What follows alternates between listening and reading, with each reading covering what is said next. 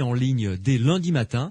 Mathieu va s'en occuper. Franchement, si vous n'avez pas pu écouter l'émission, réécoutez-la. Tout le monde ne sait pas ce qu'est le podcast, Louis. Ah oui, c'est sur sudradio.fr, voilà, le site sur Internet. Et on télécharge l'émission Les Aventuriers de l'étrange. Voilà. Et si vous n'avez pas Internet, c'est Sud Radio. Samedi et dimanche, 22h minuit. Louis Benendi, Les Aventuriers de l'étrange.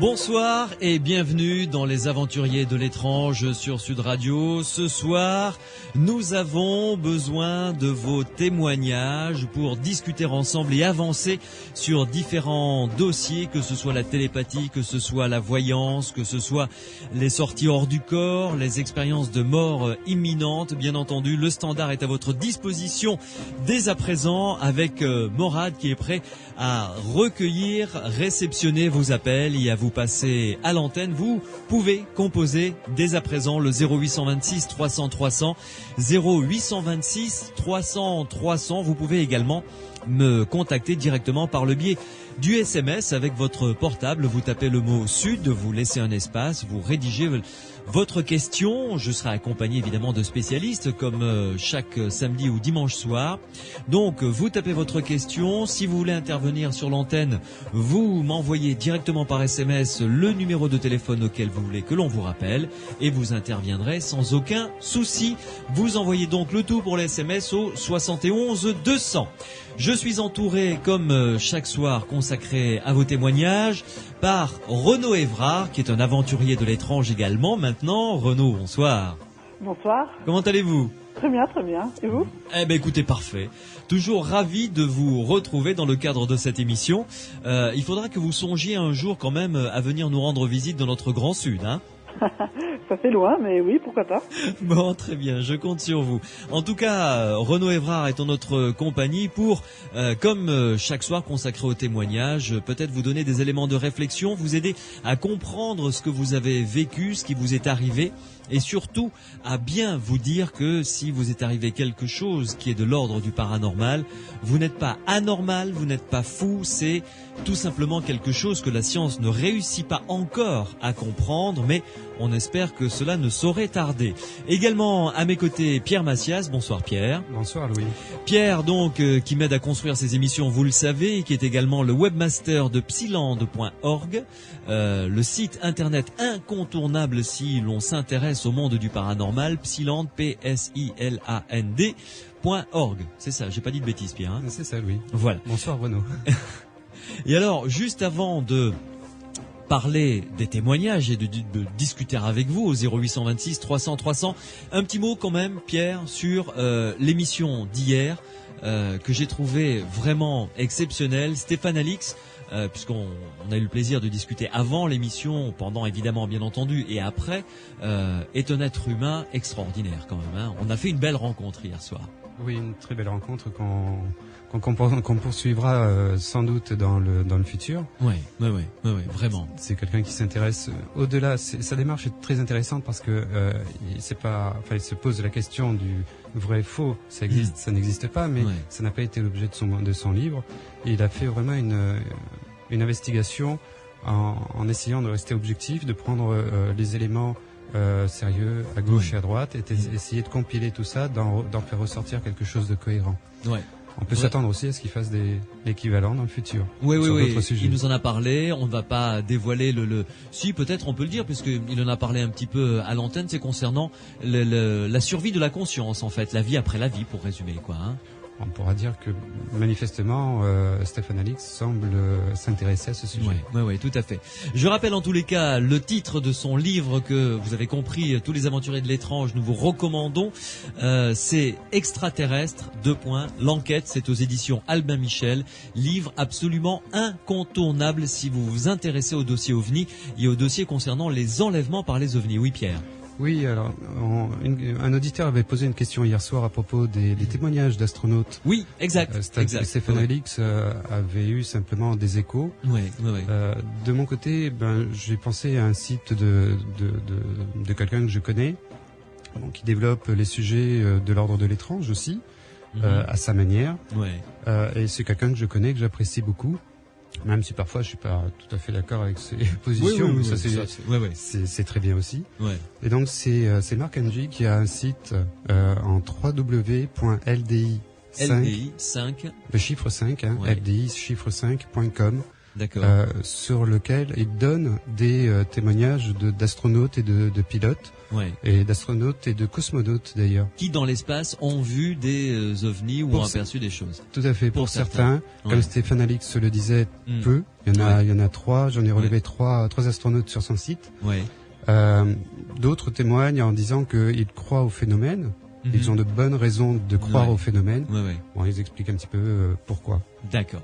Nous allons donc tout de suite passer au premier appel, premier témoignage au 0826 300 300, 0826 300 300. Si vous pensez avoir vécu quelque chose de l'ordre du paranormal, ou nous apportez votre réflexion, votre commentaire, n'hésitez pas. Morad est au standard, il attend vos appels. Ou alors par SMS, vous tapez Sud, vous laissez un espace, vous rédigez votre commentaire, votre question, votre témoignage avec votre numéro de téléphone et vous envoyez le tout au 71 200.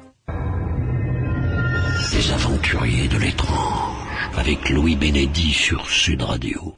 Notre premier appel, il s'agit de Guy, bonsoir. Oui, bonsoir. Vous nous appelez d'où, Guy? Alors, j'appelle de Roquefort, à côté d'Agen. Très bien.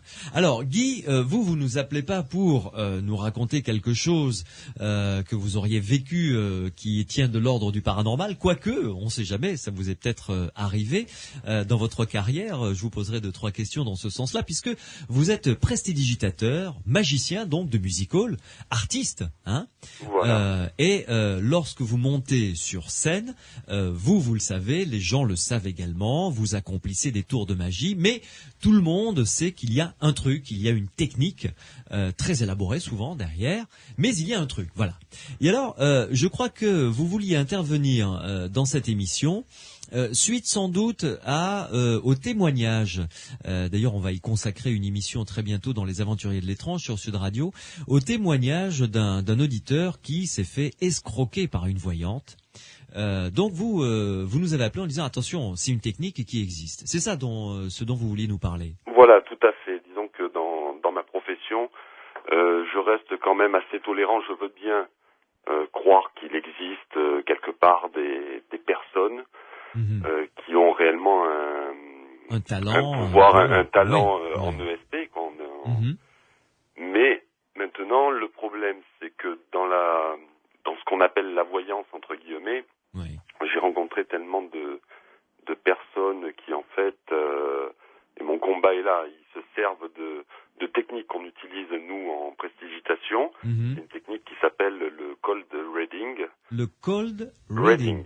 Ça veut dire en fait en français la lecture froide. Voilà, c'est ça, d'accord, c'est ce que j'allais vous demander, d'accord. Voilà, donc ce sont des techniques qui nous permettent de faire croire que effectivement on possède ce don de pouvoir lire le passé, le présent et le futur.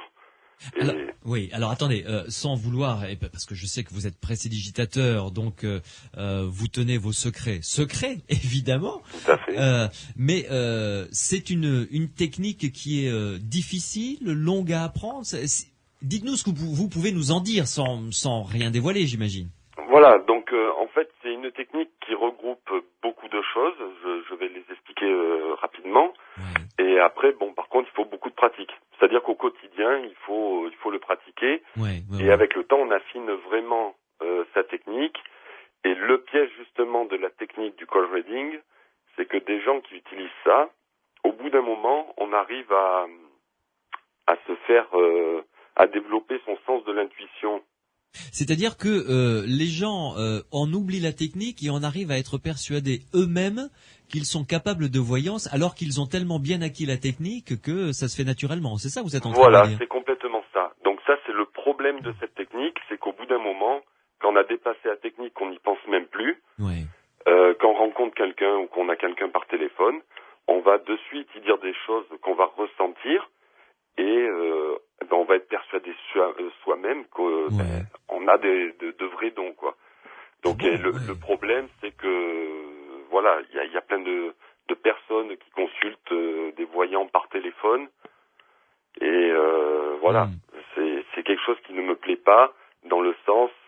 Vous avez raison, c'est de l'arnaque, quoi. Voilà, c'est utiliser la souffrance des gens pour se faire de l'argent. Oui, tout à fait, vous avez raison. Ouais, à un autre niveau, quand on peut voir aussi qu'il y a des dirigeants de pays qui remettent leurs décisions entre les mains de voyants, je trouve ça un peu désolant également. Oui, c'est très humain finalement. Ouais. Voilà, pour moi, un bon voyant, c'est un très fin psychologue et qui est là plus pour donner des conseils que pour dire voilà, je fais de la voyance, je vois le futur et voilà, tout m'est acquis.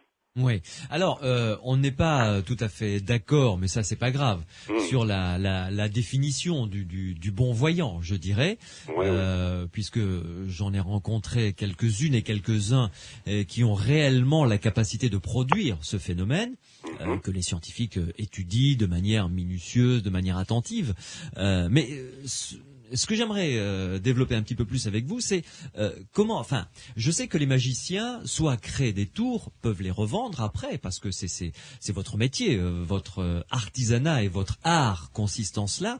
On peut acheter ce secret que vous appelez le cold reading. Tout à fait. Donc il existe très peu de livres en français à ma connaissance. Il y en a qu'un. Donc on le trouve que dans des magasins spécialisés, des magasins de magie, de vente d'accessoires de magie. Un livre qui s'appelle Ex Nihilo. Et qui se vend même, j'allais dire, à des profanes, à des non-magiciens? En principe non, enfin je sais pas. En principe non. Je tiens moi-même un magasin de magie. C'est vrai qu'il y a du matériel qu'on ne va pas vendre à un profane. Mais en même temps, quand on a quelqu'un qui va au magasin qui fait de la prestidigitation, on peut pas vraiment savoir s'il en fait sa profession ou pas. Donc s'il veut acheter un livre, on va y vendre un livre. Oui. Donc voilà, ce genre de livre vous apprend vraiment tout le fondement du cold reading. Donc je le résume, c'est très simple. C'est qu'on va se servir donc cold reading qui veut dire lecture à froid. Dire que quand on a une personne face à nous, on va analyser complètement son aspect physique, son comportement, sa démarche, ses bijoux, sa façon de se coiffer. On va observer tous ces moindres signes. Et tous ces moindres signes donnent déjà un ensemble sur la personnalité de la personne. Mais ça reste quand même assez précis dans l'ensemble. Je veux dire, vous réussissez à quand quelqu'un le possède bien, à faire mouche à chaque fois. Oui, on va dire au moins à 95% des cas. Oui, ce qui est énorme déjà. Ce qui est énorme. Et donc, et plus on s'entraîne, et plus forcément on a l'œil averti. Et donc on arrive beaucoup plus facilement à déceler tous ces petits points. On le voit très bien. En ce moment, c'est la grande mode du poker, le hold'em. Et dans le poker, on le voit. C'est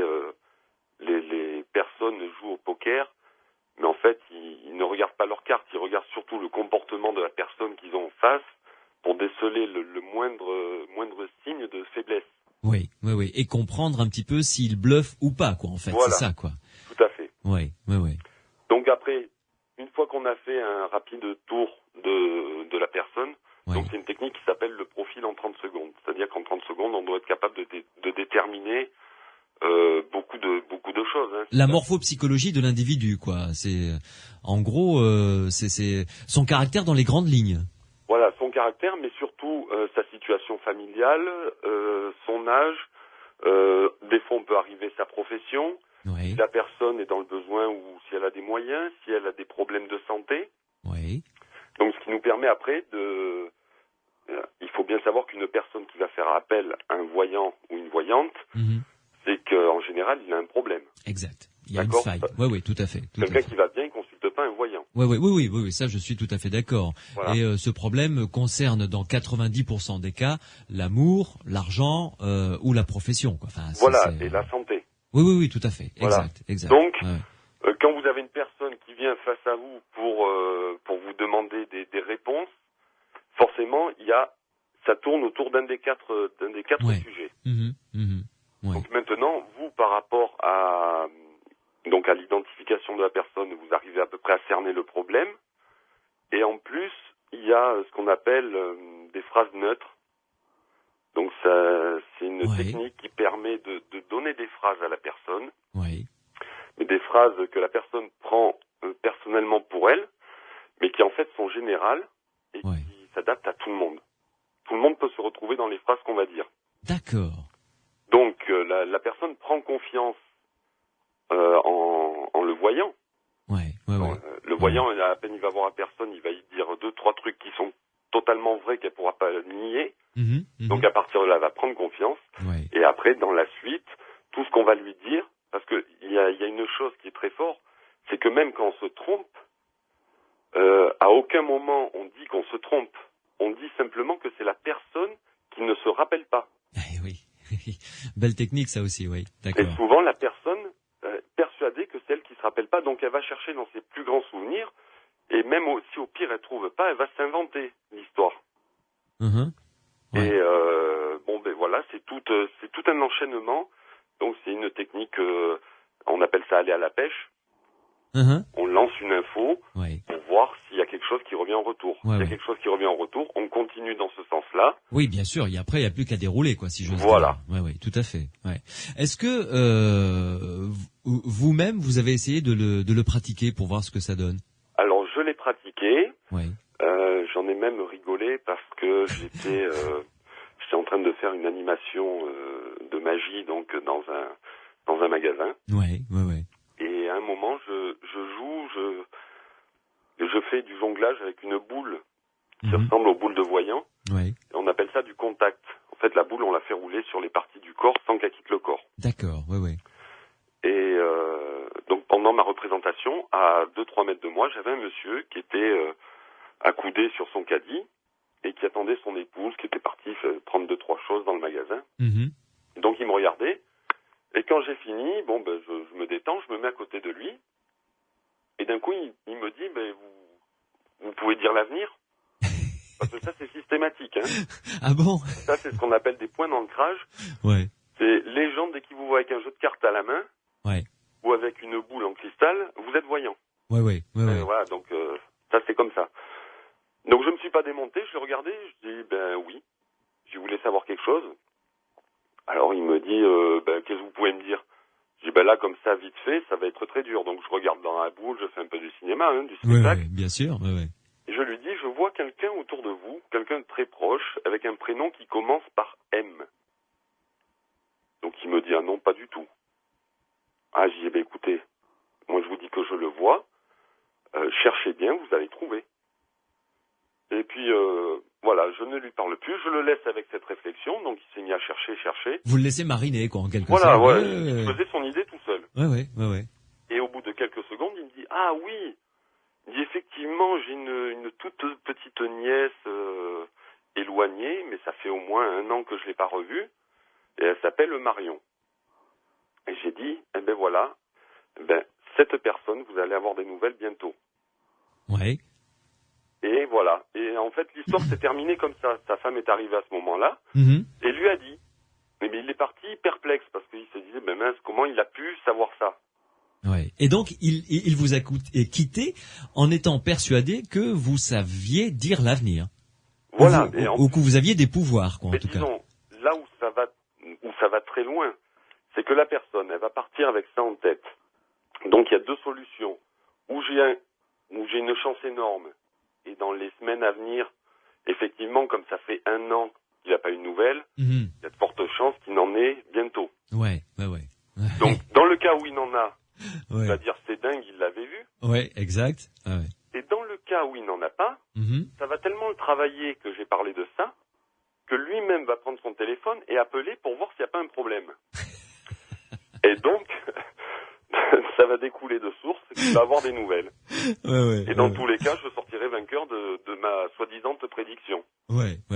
Ah, c'est très pervers, hein, comme système, finalement. Et c'est très vicieux. À savoir que c'est les personnes qui se disent voyants, et qui sont des escrocs, ils se tiennent au courant de toutes les informations que l'on peut trouver dans la presse quotidienne. Et le pire, c'est sur Internet. Il y a une technique infaillible, c'est vous tapez sur les moteurs de recherche, admettons, le prénom qui était le plus à la mode il y a 30 ans. Or, on va prendre un prénom au hasard, on va dire, admettons, Stéphanie. Par exemple, oui. Voilà. Donc, vous, quand vous avez votre résultat, vous prenez les 3 premiers prénoms les plus courants d'il y a 30 ans. Quand vous avez affaire à une personne devant vous qui va avoir entre 30 et 40 ans, vous avez au moins 90% de chances qu'elle est dans son entourage, qu'elle connaisse dans son entourage une Stéphanie. Et oui, évidemment.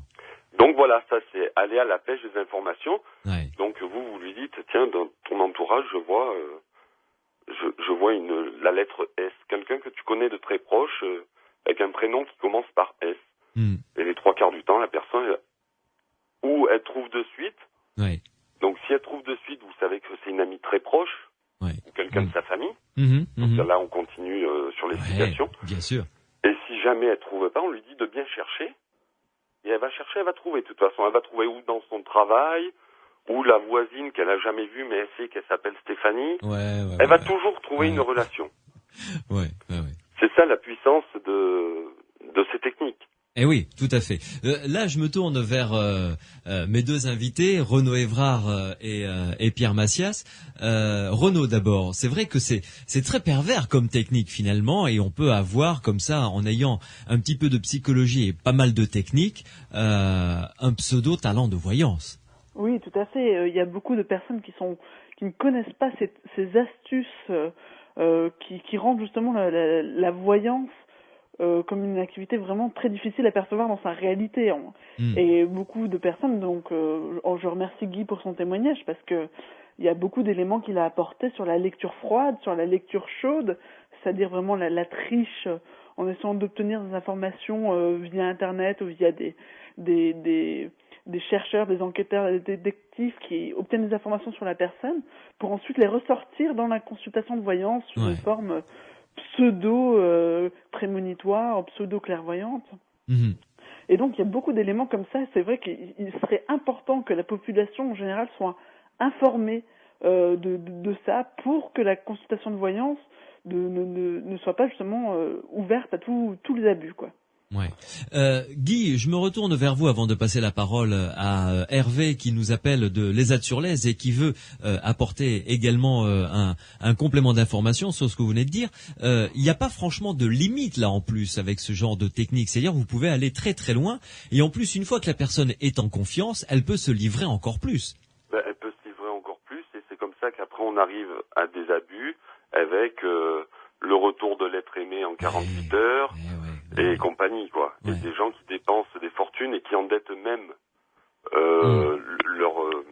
leur couple, leur foyer. Bien sûr. Il y en a qui passent leur vie dedans. Et c'est ça que je réprimande. Et j'ai juste une anecdote, c'est que il y a quelques années, puisque je suis originaire de la Côte d'Azur, tous les soirs j'allais manger dans une pizzeria et il y avait un des serveurs avec qui on avait bien sympathisé, donc je faisais des tours de magie, et puis lui il aimait ça, et peut-être au bout de 6 mois, hop, donc il est licencié, il s'en va. Donc plus de nouvelles de ce jeune homme, et je l'ai retrouvé par hasard, peut-être 1 an après.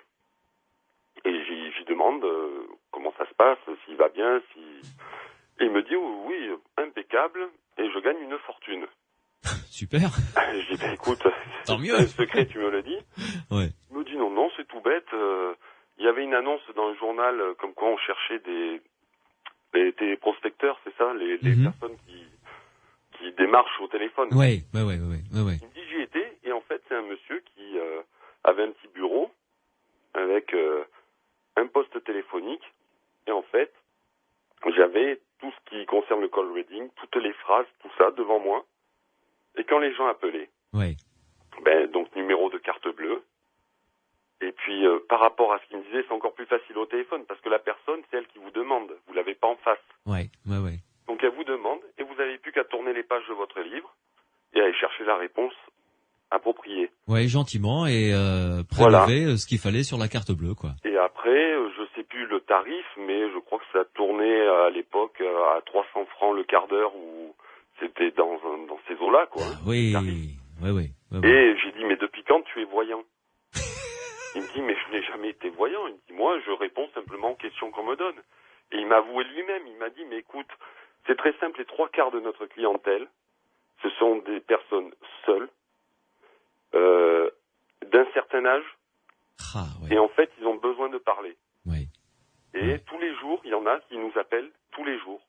Seulement, on discute, on passe 1 heure ensemble, et je dis, bah oui, 1 heure à 300 francs le quart d'heure, ça commence à...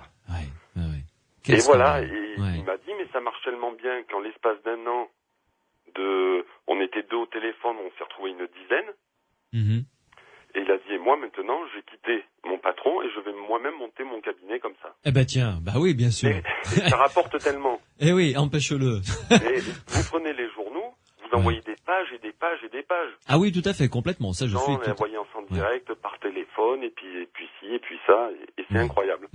Je passe la parole à Pierre Macias, qui a les quelques rares cheveux comme moi qui lui restent sur la tête, qui se hérissent.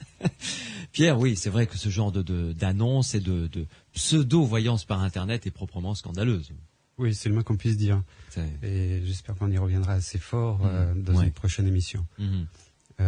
Mais je voudrais revenir sur ce qu'a dit Guy tout à l'heure, en disant que c'était surtout des gens en difficulté, enfin c'était toujours plutôt des gens en difficulté qui allaient voir les voyants. Souvent quand même, dans la majorité des cas. On va dire dans la majorité des cas, mais il y a quand même pas mal de monde qui va voir un voyant simplement pour l'entretien. Je dirais un petit peu comme on va voir, pardon de la comparaison, son médecin pour un bilan général.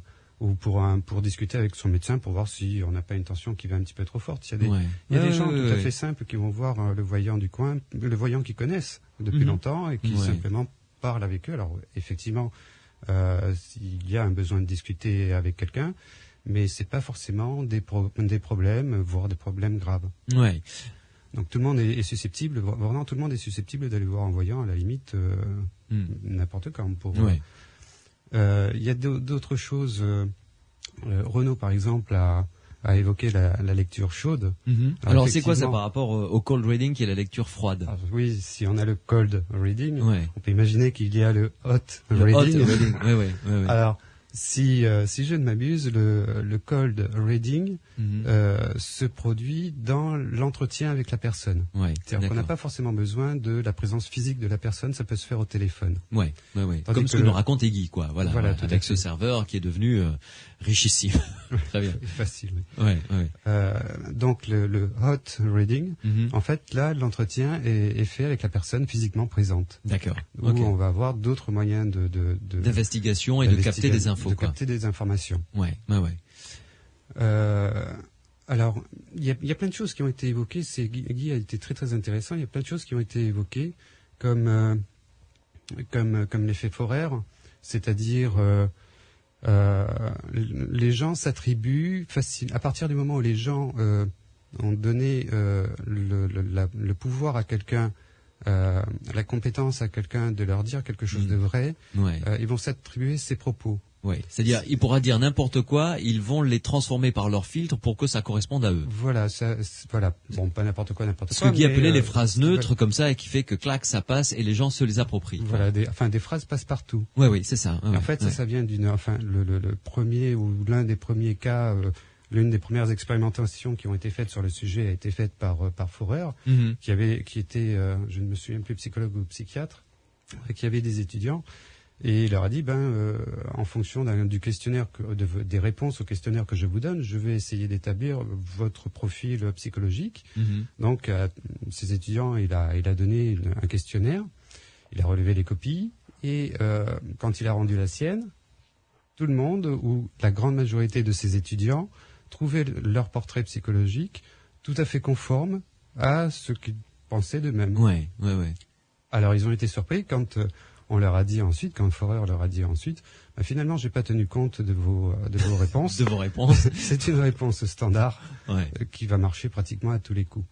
Et ce qui était le cas, quoi. Ce qui était tout à fait le cas. Ouais. Alors, on va faire Renaud Evrard, Pierre Massias, Guy, vous restez avec nous. On va retrouver Hervé de l'ESAT-sur-Lez qui va venir nous rejoindre dans quelques instants. Vous êtes toujours là, Hervé, hein? Voilà. Vous restez avec nous, une pause et on se retrouve pour continuer à discuter de ces escroqueries à la voyance. On essaie de vous, grâce à Guy d'ailleurs, qui a été le point de départ de cette émission qui nous permet d'évoquer ce dossier. On essaye d'évoquer tous les ressorts, toutes les astuces qu'utilisent ces faux voyants, fausses voyantes sur Internet ou qui vous reçoivent en face à face pour vous abusez, tout simplement, n'ayons pas peur des mots, et vous estorquez de l'argent alors que vous êtes en position de faiblesse. Continuez à nous appeler, Morad est toujours au standard 0826 300 300. Si vous pensez avoir vécu quelque chose de l'ordre du monde du paranormal, Pierre Massias, Renaud Evrard et votre serviteur sommes là pour en discuter avec vous et vous donner quelques éléments de réponse et vous aider à avancer dans la compréhension de ce que vous avez vécu. Les aventuriers de l'étrange. Avec Louis Bénédy sur Sud Radio. Et grâce à Guy, notre premier auditeur qui appelait au 0826 300 300, nous sommes en train de décortiquer très largement les ressorts, les astuces qu'utilisent certains faux voyants, fausses voyantes et faux voyants, avec toujours mes invités Renaud Evrard et Pierre Massias. Et Hervé nous appelle de l'ESAT-sur-Lez. Donc bonsoir Hervé. Oui, bonsoir Louis et bonsoir aussi à vos invités. Et notamment à Guy parce que je suis entièrement d'accord avec ce qu'il a dit. Je l'écoute depuis le début. À savoir que moi je suis médium. Alors si vous voulez Louis, je vais expliquer quelle est ma fonction, ce qu'est médium. Voilà. Moi je n'ai pas de carte, c'est mon cerveau qui me parle, qui me donne des réponses et je fais ça bénévolement, je dis bien bénévolement, à savoir que je ne prends pas d'argent et je suis également magnétiseur et j'ai des résultats. Ce qui compte, ce sont les résultats. Après, le reste, on s'en fout en quelque sorte parce que, comme disait Guy, c'est vrai que quand on va voir un voyant, un médium, enfin, quelle que soit la personne, c'est parce qu'on a des problèmes, théoriquement. Souvent, oui. Mais moi, je leur dis quels sont leurs problèmes. Je n'attends pas que ce soit eux qui me le disent. Vous voyez ce que je veux dire? Oui. Voilà. Ouais. Et voilà. Vous travaillez comment? Quand vous recevez quelqu'un, par exemple, qui vient vous voir, il s'assied en face de vous, et il dit quelque chose, ou alors vous dites, écoutez, ne dites rien, et moi je démarre, et après on voit si ça marche ou pas, quoi. Tout à fait. Absolument. C'est comme ça que ça se passe avec moi, souvent. Par téléphone, c'est différent. Je leur demande par téléphone, parce que c'est de bouche à oreille que je fonctionne, comme je précise bien. Moi, on me connaît pas, on me voit pas dans les journaux, ou quoi que ce soit, j'ai pas besoin de ça. Ça me permet d'avoir une certaine dépendance, et de répondre quand je peux répondre, parce que c'est très éprouvant, c'est très fatigant, et à savoir qu'on ne peut pas faire ça comme quand on va chez un médecin, se faire consulter comme médecin s'il reçoit, admettons, 20 clients dans une journée, ben moi je peux pas. Voilà. Moi c'est 4, 5, 6 personnes comme ça, je veux dire à peu près dans la journée. Et puis si ça passe pas, ça passe pas. Je vais pas raconter des salades à la personne, vous voyez. Voilà. Je peux donner par exemple des témoignages. Ça serait peut-être très intéressant, Louis, non? C'est-à-dire des témoignages. C'est-à-dire voilà. Des témoignages de personnes des exemples quoi, de des voyances. Des exemples, voilà. Une personne me téléphone un jour, elle me parle, Christiane, voilà. Au bout d'un moment, j'ai eu un flash, je lui dis, vous êtes passionné de cheval. Elle fait, effectivement, je fais du cheval. Alors c'est quoi ça? C'est pas, voilà. Oui, non, mais tout à fait. Je ne savais pas qu'elle faisait du cheval. Oui, voilà. Là, je comprends tout à fait. Personne ne me l'avait dit. Voilà.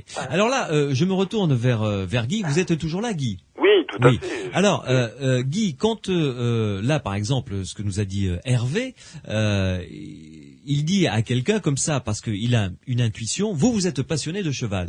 Ça, je suppose que ça doit être extrêmement difficile à capter quand on fait votre technique, là, le cold reading. Difficile à capter. Après, comme je vous disais, si admettons vous avez une personne qui rentre dans votre cabinet, vous cherchez tous les petits détails. Ouais. Si admettons elle porte une veste et que vous repérez des poils de chat ou d'animaux sur sa veste. Ouais. Voilà. La personne à aucun moment elle peut imaginer et d'un coup vous pouvez très bien lui dire je vois des animaux dans votre entourage. Vous aimez les animaux. Je vois même un chat. D'accord. Et donc la personne, à aucun moment, elle va penser qu'on a pu regarder au bas de sa veste les 3 poils qui étaient collés. Ah oui, c'est fin, d'accord. Voilà. Oui. Donc, bon, après, je remets pas du tout en cause. Non, on est d'accord. Moi, ce que j'apprécie, c'est que l'auditeur, comme il le dit, il le fait bénévolement. Donc, c'est une conviction, c'est quelque chose. Donc, il a peut-être certainement quelque chose. De toute façon, le magnétisme, normalement, tout le monde en a. Donc ça c'est une chose, moi je parle vraiment pour les escrocs, donc c'est tous ces petits détails-là qui vont faire qu'on va repérer le moindre indice qui va permettre d'alimenter une pseudo-voyance, quoi. Donc c'est pour ça que je disais, c'est vraiment un travail de tous les jours, mais qui est facile à faire, puisque dès qu'on rencontre quelqu'un, moi souvent je vais dans un café, je bois mon café tout seul, et puis j'observe toutes les personnes que j'ai autour de moi, et je m'amuse à essayer de découvrir donc leur âge, leur situation de famille, leur travail, leur hobby s'ils en ont. Et tout ça rien que sur les détails que je peux relever sur leur comportement, sur leurs bijoux, sur si la personne, quelqu'un qui a des mains manucurées, vous comprenez de suite que c'est quand même quelqu'un qui a de l'argent. D'accord, c'est pas quelqu'un de tous les jours comme ça qui a un métier manuel qui va aller se faire des manucures. C'est clair. Oui, donc tout à fait. Voilà. Après il y a aussi un contraste, c'est-à-dire quelqu'un qui va mettre des bijoux excessivement, ça veut pas forcément dire que justement elle a de l'argent. Oui, tout à fait. Ça veut même peut-être dire plus le contraire. Elle veut donner une apparence et elle est très attirée par l'argent, mais justement comme elle en manque, elle veut donner ce signe extérieur de richesse. Et donc ça c'est encore une faille à utiliser. Et après on continue à coudre. Oui, tout à fait. Ouais. Bon, en tout cas, merci beaucoup Guy de votre intervention. Merci. Parce que c'est très très intéressant et puis j'espère que ça aura donné des éléments à ceux et celles qui nous écoutent pour éviter de tomber dans les pièges malheureusement des faux et fausses voyantes qui pullulent dans toute la France. Renaud Évrard, est-ce que on peut établir, c'est compliqué, mais est-ce qu'on peut établir une sorte de cahier des charges de l'escroc voyant? Déjà, quand quelqu'un passe une annonce, a priori, il faut pas y aller, quoi. Par exemple. Oui, il y aurait des choses comme ça, des critères qui nous permettraient de faire une ligne de démarcation. Mais, voilà, vous voyez, de se méfier un peu, quoi. Voilà, mais il y a aussi des vrais voyants qui utilisent des parties de lecture froide, parfois involontairement ou inconsciemment plutôt, et qui parfois vont faire des énoncés très précis, comme vous êtes passionné de cheval, et parfois des énoncés plus vagues, et il y a un aller et retour entre des éléments qui perçoivent d'une façon qu'on pourrait dire normale, et des éléments qu'on pourrait considérer comme paranormaux. Mais la ligne de démarcation, au sein même de la consultation, elle n'est pas toujours possible. Mais d'une façon, c'est vrai, des signes extérieurs comme mettre des annonces avec des ambitions mirobolantes, ça c'est vrai que ça restreint, quoi. Oui, complètement. Pierre Massias. Oui, il y a plein de signes d'observation qui vont fournir énormément de renseignements, et il y a aussi des signes du comportement des personnes. Par exemple, quand on va demander à quelqu'un s'il se souvient de quelque chose en particulier, d'une scène en particulier, ou d'une maison par exemple, mais une maison qu'il connaît, si on lui demande dites-moi combien il y a de fenêtres dans votre salon. Statistiquement, la personne, en réfléchissant, va lever les yeux et va les lever du côté gauche, parce qu'elle fait appel à une image construite. D'accord. Par contre, si on lui dit comment avez-vous trouvé le paysage pendant votre week-end, elle va avoir tendance statistiquement à lever plutôt les yeux côté droit, parce qu'elle va, c'est statistique, les gens réagissent comme ça. Donc il y a des choses extrêmement techniques, des détails très techniques qui vont, en fonction du comportement des personnes, donner des indications. D'accord. En ce qui concerne les critères qui font que là, c'est un voyant qu'il faut pas fréquenter, quoi. Déjà, Renaud Evrard, on est d'accord là-dessus. L'annonce qui dit je guéris tout, je vois tout, mais n'oubliez pas votre carte bleue. Là, on est tous d'accord pour dire que bon, ça, il faut dégager. Tout ce qui est petite annonce sur les journaux, faut dégager. Oui, il y a un critère qui me paraît quasi évident. C'est quand on va être face aux praticiens, il ne faut pas parler. On dit que 80% des pour un consultant, généralement, qui va se faire avoir, il peut parler pendant 80% du temps et sortir de sa rencontre en disant c'est un voyant formidable. Bon, pendant ces 80% du temps, le voyant va partir à la pêche, comme le disait Guy, il va sortir quelques éléments déterminants par hasard, ou parce qu'il les aura trouvés dans le discours de la personne. Bien sûr. La personne, elle va avoir une sorte de petite puzzle en fonction de ce qu'elle a raconté, en fonction de ce qu'on lui a dit. Elle va avoir une sorte de puzzle de son histoire devant elle, et tout naturellement, elle va boucher les trous de ce puzzle, elle va remplacer les pièces manquantes de la manière dont elle va vouloir orienter le discours. C'est elle qui va tout recevoir, faire, quoi, et elle va le recevoir. Donc ça aussi, alors tout ça, comme on le voit, c'est tout un ensemble d'éléments différents. Il y a des techniques bien élaborées, il y a l'observation, la possibilité d'observation, il y a le fait que on va dire aux gens ce qui va leur plaire. Et ce qui va leur plaire, c'est au sens large, parce que même dans des cas délicats, un voyant peut dire des choses déplaisantes, mais qui, au bout du compte, satisfont le consultant. Donc il y a tout un ensemble d'éléments, de techniques disparates qui, en formant un tout, vont amener les gens à se retrouver béat devant quelqu'un qui finalement n'a pas grand-chose d'un voyant, de la voyance, aucun talent.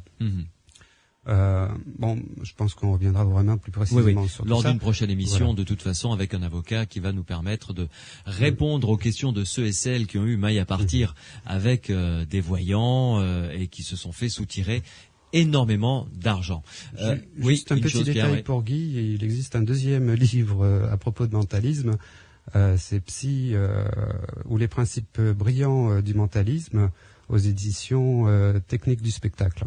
Très bien. Oui, donc c'est vraiment du monde de la magie, quoi. Hein. Ah, tout à fait, oui. Très bien. Je sais pas que tu étais prestidigitateur aussi. C'est pas inintéressant du tout, le mentalisme. J'imagine. Nous allons faire une pause. Vous savez, vous pouvez nous appeler au 0826 300 300, 0826 300 300. Si vous avez vécu quelque chose de paranormal, une sortie hors du corps, un phénomène de télépathie, un rêve prémonitoire également, vous pouvez nous appeler 0826 300 300 pour que l'on en discute ensemble. Morad est au standard.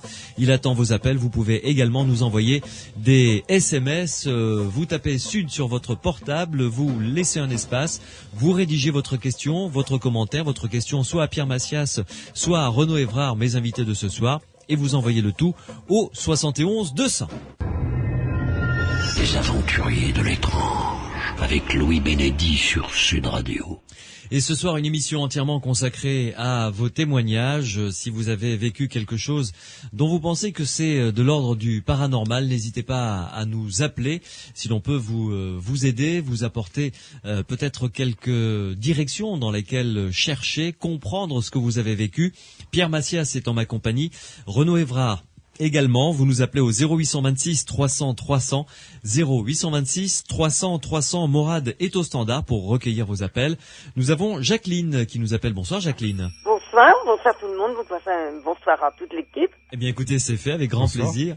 Vous nous appelez d'où Jacqueline? Alors je vous appelle du Gers, près de Plaisance du Gers. Magnifique pays. Voilà. Vous avez raison d'habiter là-bas. Oui, je suis très bien. depuis 18 ans parce que je suis nordiste. Et puis j'ai fait toute ma carrière dans les grosses boîtes du Nord, là-bas.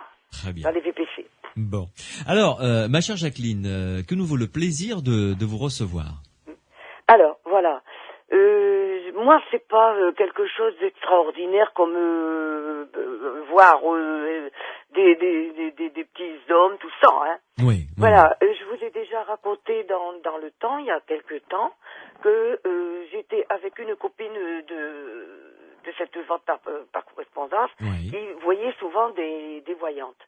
Et donc, un jour, elle me demande pour l'accompagner, et ça, je voulais raconter. Et donc, nous étions chez une voyante, et au moment où elle avait terminé, cette voyante me pose une question. Elle me regarde et elle me disait, vous n'avez pas une photo de votre mari? Et je lui ai dit, bah si, puis je cherche dans le portefeuille et je lui montre. Oui. Et ça, je vous l'ai déjà dit. Et donc, elle me dit, bah, écoutez, madame, vous avez épousé un monstre. Alors, elle dit, bon? un monstre. Bon. Vous allez divorcer et vous allez avoir plein d'ennuis avant. Alors, moi, je suis sortie de là, j'étais dans un état. Elle dit, écoutez... j'imagine, oui. Je vois même la mort à plusieurs reprises, mais ça s'arrangera quand même toujours et vous vivrez vieille. En effet, enfin... Oui, c'est au moins rassurant, mais enfin bon, c'était pas très rassurant pour ce qu'elle avait dit avant, quand même. Je suis sortie de là en pleurant comme une madeleine. Bon, et maintenant, disons que ça fait combien d'années là, c'est loin. Et maintenant, j'ai 73 ans et demi. Oui. Donc, vous voyez, ça fait... Bon, bref. Oui, mais attendez, juste avant que vous nous racontiez pourquoi vous nous avez appelé, je suis curieux de connaître la suite. Est-ce que ça s'est révélé exact ou pas, alors? Voilà, ça s'est révélé exact. Bon, j'avais peur quand même, quand elle m'a raconté tout ça, j'ai eu des problèmes avec mon mari et je pensais toujours qu'il voulait me tuer parce qu'on allait dans l'Ardèche en vacances, tout ça. Un jour, j'avais même peur qu'il me poussait. Je n'étais pas rassurée. Enfin bref, bon. Alors ensuite, étant donné que ça n'allait pas avec mon couple, j'étais malade et je vois sur un journal, mais je suis médium, ceci, cela. Bête comme je suis, je lui ai écrit. Et il m'a demandé, naturellement j'ai eu des réponses tout de suite, et il m'a demandé de faire avec qu'il m'avait envoyé, mettre des bougies avec un produit dedans, le matin en me levant, lorsque mon mari était parti au travail. Et puis, naturellement, je devais dépenser, à cette époque-là, dans l'année 82, 200 balles déjà. Ah, 200 francs. Oui, déjà. Bon, alors... Il me dit, j'écris et je lui dis, même au téléphone, je ne m'en rappelle plus, que ça n'allait pas, que ça ne faisait pas effet. Bon, alors il me dit, écoutez, madame, c'était madame Chevalier à cette époque-là, et je lui dis, il me dit, voilà, je peux faire de la télépathie avec vous. Il dit, vous avez un 6e sens, et je sais que je peux travailler avec vous. Alors là, j'ai commencé à paniquer. Oui. Et je lui ai dit, écoutez, je lui ai répondu, j'ai réfléchi à bon moment, et j'ai dit, je ne veux pas, parce que mon mari m'a fait très mal, il était avec une maîtresse qui était de la famille, et dont j'avais de la haine à ce moment-là, j'étais vraiment haineuse, c'était comme ma petite sœur qui m'avait trahi, quoi. Oui. Et donc, je lui ai écrit, et je lui ai dit que je ne voulais pas, et que j'arrêtais tout. Et alors, à ce moment-là, ça a été la catastrophe pour moi. C'est-à-dire mon mari et moi, nous avons divorcé. J'ai attrapé un cancer, un mélanome malin. Oui. Mais je mettais pas ça sur le compte de ce médium. Mais par la suite, ça m'est quand même mis la puce à l'oreille. Parce que je ne voulais plus lui donner de l'argent. Il me réclamait de l'argent, je ne voulais plus lui donner. Il vous réclamait de l'argent pour... Oui, pour continuer à être bien, pour désenvoûter, envoûter mon mari, enfin tout ça, quoi. Oui. C'était un médium, hein. Oui, donc c'est un pseudo médium qui vous harcelait, quoi. Voilà, il me harcelait. Voilà, il me demandait toujours de l'argent, et je lui ai dit, je ne peux pas faire de télépathie parce que je ferai du mal, et je ne peux plus continuer, vous voulez m'excuser. Et c'est à partir de ce moment-là que tous mes problèmes sont arrivés.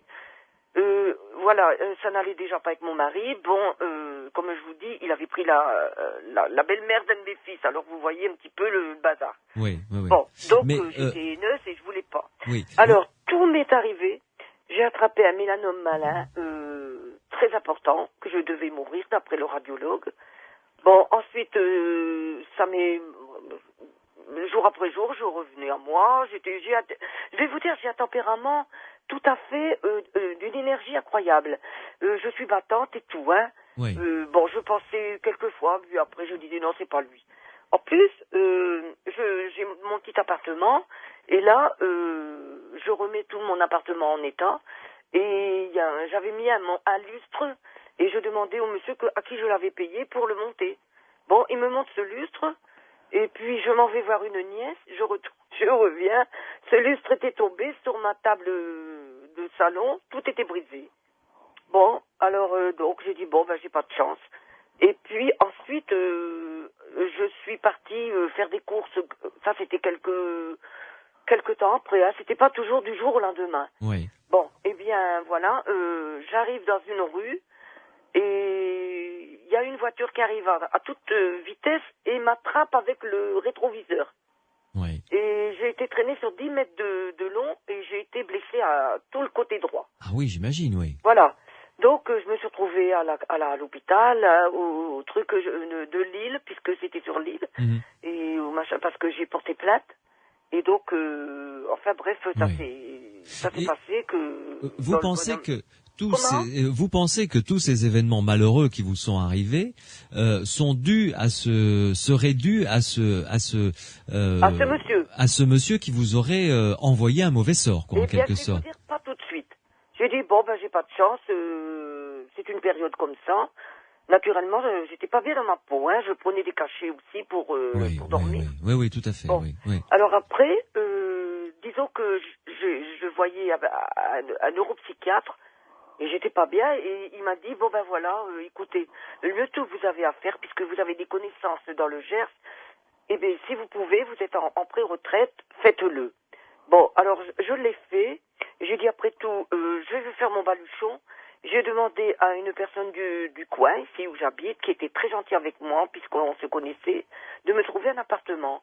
Et donc, elle m'a trouvé tout de suite, dans les 15 jours qui suivaient, un appartement à Puissance du Gers. Et là, j'étais bien. Bon, au bout d'un moment, je m'en vais au lit et tout à coup, je sentais que le lit montait. Je montais avec le lit. Et comme je suis très croyante, j'ai dit, oh là là, moi je ne vais pas commencer à faire tous des trucs autrement qu'assis. J'ai prié, mais je priais tous les jours. Là, je me suis rendu compte que c'était ce monsieur qui me faisait mal. Et chaque fois que je sentais et ça m'est arrivé souvent, hein, le lit montait et j'avais la pression qui montait avec moi. J'étais dedans et je montais. Oui. J'avais une frousse terrible. Et puis je priais, je disais mon Dieu aide-moi, mon Dieu aide-moi. Ensuite, je me suis aperçue, j'étais au lit, toujours au lit, et j'entendais près de moi quelqu'un qui respirait. Je m'endormais justement et j'entendais quelqu'un qui respirait à côté de moi. Mais c'était l'horreur. Et ça arrivait souvent, ce genre de phénomène? Non, une fois. D'accord. Je tâtais à côté de moi au lit, et il n'y avait rien. Oui. Bon, alors, c'est pas possible, moi je suis envoûtée, bon, mais toujours, je priais, je disais, mon Dieu, tu peux pas me laisser comme ça, je ne vais pas faire autre chose, il faut que je prie, et puis voilà. Oui, et comment est-ce que cela a cessé finalement? Voilà, alors je vais vous le dire, bon, en plus, je faisais des cauchemars. Un jour, je me suis retrouvée à vomir du sang. Mais c'était terrible. Oui. Et je disais, je rêvais, mais je vomissais du sang. C'était l'horreur, des cauchemars. En plus, une autre fois, on me piquait dans le cou avec une aiguille et j'étais comme paralysée. Alors vous voyez que j'ai mis tout ça sur le compte de ce médium. Oui. Bon, alors après, sur le fait, j'ai connu un monsieur célibataire qui était très gentil et je devais lui demander du travail. Et de fil en aiguille, ce monsieur, il habitait Tasque, il était forgeron, et il m'a dit, j'ai ma patronne avec qui je vis, si vous pouviez me la soigner parce qu'elle a fait une hémiplégie, et puis si vous pouvez venir la soigner. Et moi j'étais contente parce que ça m'a enlevé un petit peu toutes ces choses de la tête. J'ai soigné cette mamie, Et si vous voulez, petit à petit, eh bien, étant donné que j'étais dans une maison où il y avait ce célibataire et la patronne, ça m'a rassurée. Oui. Vous comprenez ce que je veux dire? Oui, tout à fait, oui. Voilà. Oui. Mais malgré tout, il y avait quand même encore des rêves que je faisais inimaginables. Oui. Et ça s'est finalement estompé comme ça petit à petit. Voilà, petit à petit, ça s'est estompé. Mais chaque fois, je priais Dieu. Et j'ai même fait, comme on dit, je m'en allais, je mourrais. Oui. Et comme c'était mon copain, quoi, après, il était devenu mon copain, et je disais, oh non, parce qu'il était très malade du cœur, et je m'en allais, je mourrais, et je voyais une lumière, et je disais, oh non, Jeannot, je peux pas. Et je revenais sur... mais c'était inimaginable. Oui. Ça a duré combien de temps, ça, en tout et pour tout Alors, en tout et pour tout, je vais vous le dire, de 82 jusqu'à 87, 80... Attendez, je vais pas raconter d'histoire, là, hein. De 82 jusqu'à 90, j'ai eu des problèmes comme ça. 7-8 ans, quoi, quand même. Voilà, hein. voilà. Ouais. Et toujours des choses que... C'était inimaginable. Hein. Ouais. Jacqueline, vous restez avec nous une pause et on se retrouve avec mes deux invités, Pierre Massias et Renaud Évrard, pour écoutez, essayer de réfléchir, de réagir sur ce que vous avez eu la gentillesse de nous raconter, parce que ça a été quand même un vécu assez douloureux. 0826 300 300, vous nous appelez pour réagir sur la voyance, réagir sur les médiums, ou tout simplement venir témoigner si vous pensez avoir vécu quelque chose de l'ordre du paranormal. Nous sommes là pour vous écouter d'abord et ensuite vous apporter peut-être quelques éléments de réflexion et peut-être quelques réponses à vos questions. 0826 300 300. Curieux de l'étrange, avec Louis Bénédy sur Sud Radio. En compagnie de Jacqueline qui nous appelle du Gers, de Pierre Massias et de Renaud Évrard. Renaud Évrard, que pensez-vous de non pas de ce qu'a vécu, parce que ça a duré quand même 8 ans de calvaire ou presque, en ce qui concerne Jacqueline, mais du fait que Jacqueline impute ça à ce médium. Bon, déjà, je dis bonsoir Jacqueline, et c'est très étonnant parce que vous avez commencé votre récit en disant que vous n'avez pas vécu vraiment de choses extraordinaires, et pourtant là, on a 8 années de phénomènes par-ci par-là que vous compilez dans une sorte de récit abondant, pour le moins. Et c'est vrai que cette idée de l'influence l'influence négative par le médium est une idée qui revient assez souvent chez plusieurs personnes, mais qui, c'est vrai, n'a jamais vraiment fait l'objet d'une démonstration. Mais pourtant, c'est une croyance qu'on pourrait dire assez traditionnelle, qui existait déjà et qui existe toujours dans les gens qui pensent que la sorcellerie a une véritable efficacité. C'est-à-dire qu'il y a une série de malheurs qui sont liés entre eux d'une façon significative, comme une sorte de malheur extraordinaire. C'est une notion qu'on retrouve partout dans les cultures traditionnelles. Et ce malheur extraordinaire, il faut lui trouver une source, enfin quelque chose qui le déclenche.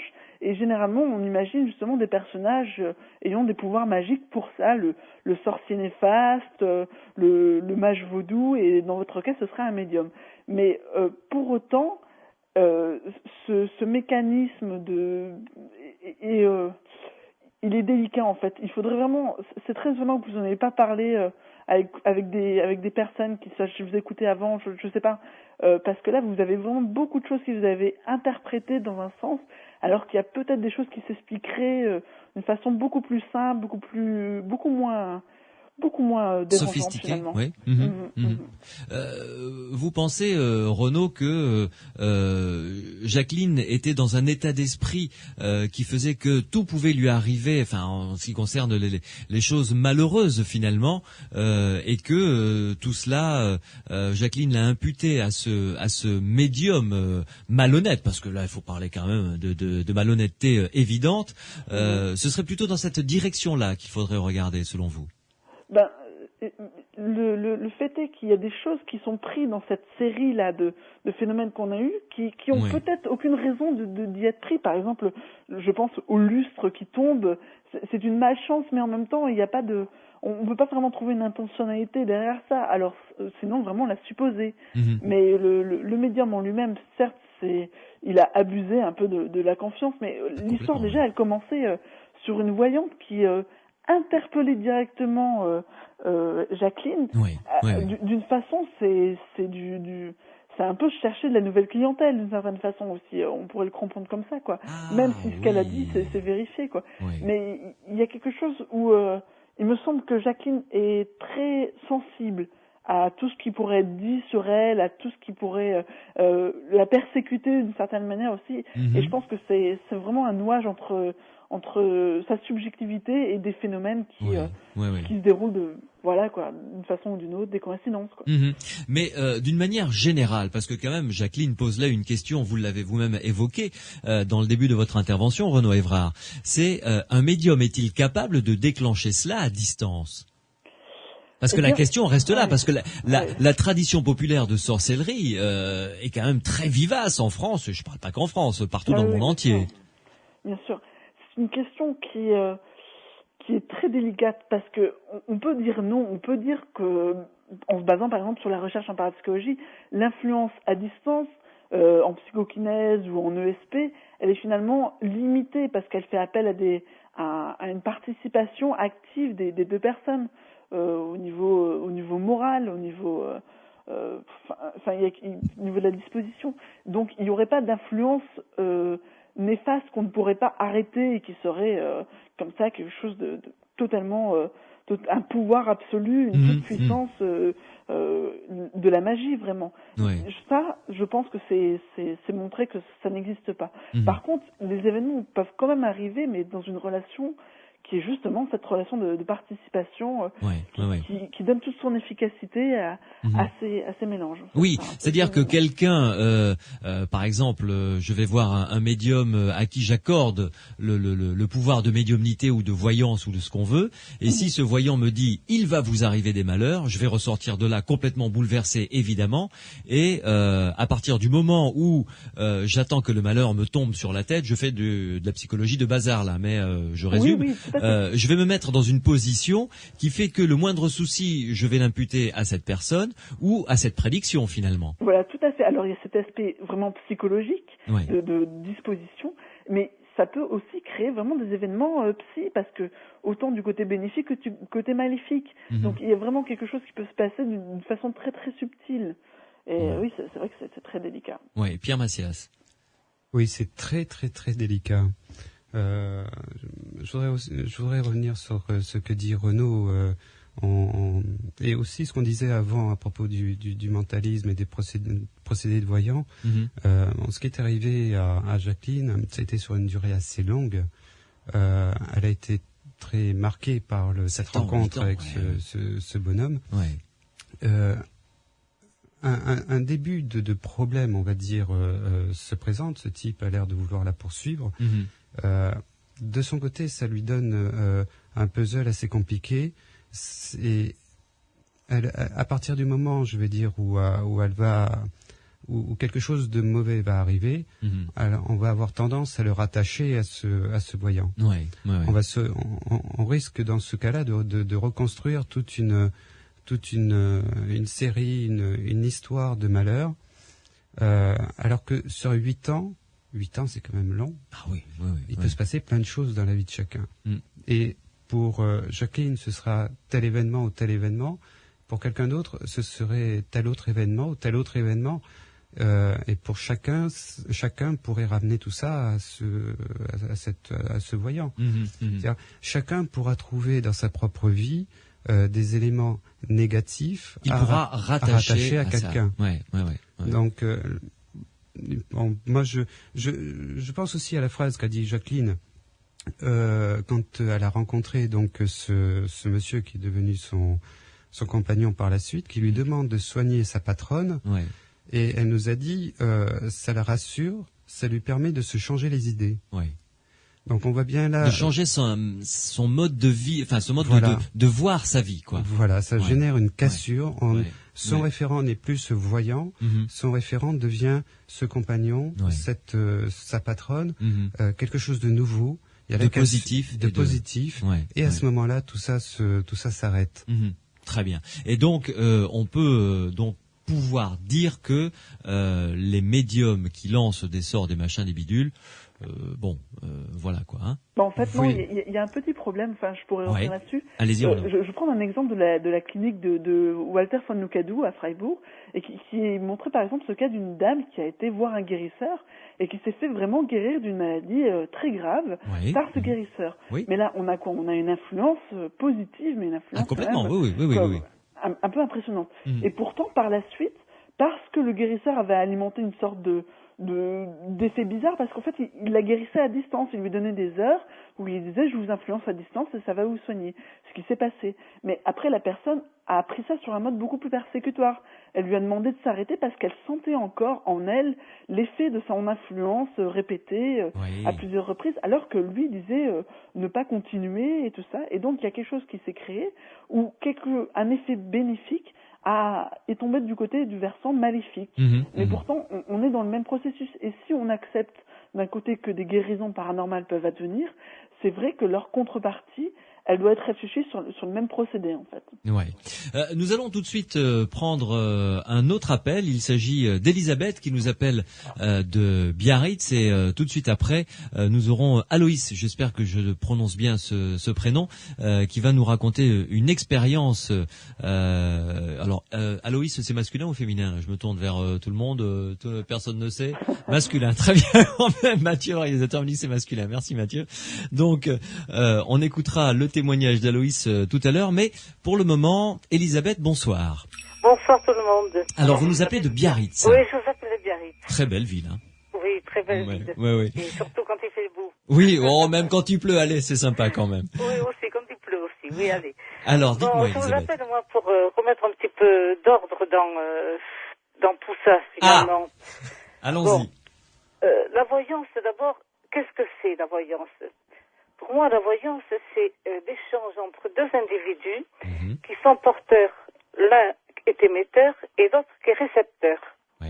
Or, tous les êtres sont receveurs et sont récepteurs. On est tous émetteurs et récepteurs. Oui.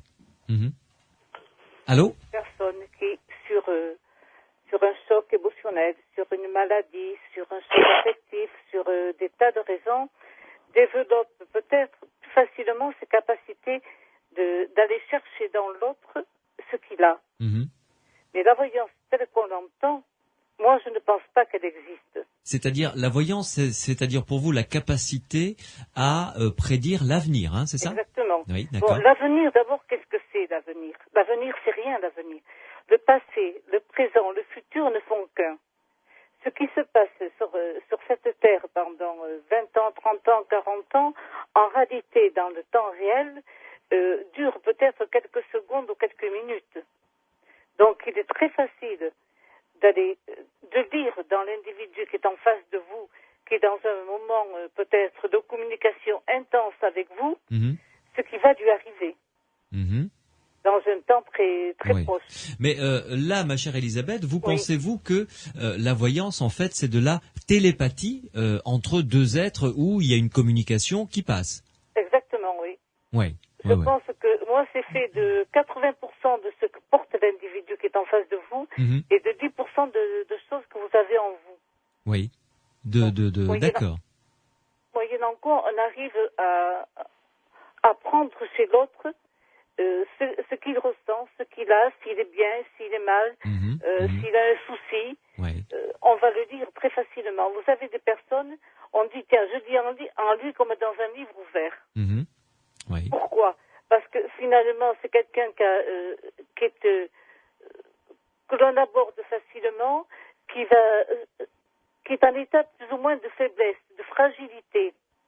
Vis-à-vis de vous, que vous avez peut-être un caractère qui est plus fort, vous avez un développement psychique plus important que lui, et vous allez aller trouver dans l'autre, finalement, tout ce qui ne va pas. Oui, je comprends ce que vous voulez dire. Mais pour vous, la voyance, donc je reviens à ça, la voyance qui consiste à prédire l'avenir, ça n'existe pas.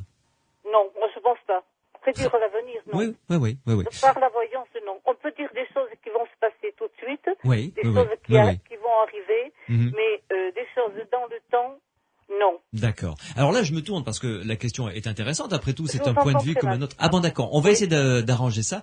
Je me tourne vers vous, Renaud Évrard. Oui. Qu'en pensez-vous de ce point de vue que développe Elisabeth de Biarritz? Ça me paraît délicat parce que je pense pas que ce soit vraiment basé sur une connaissance approfondie de la voyance.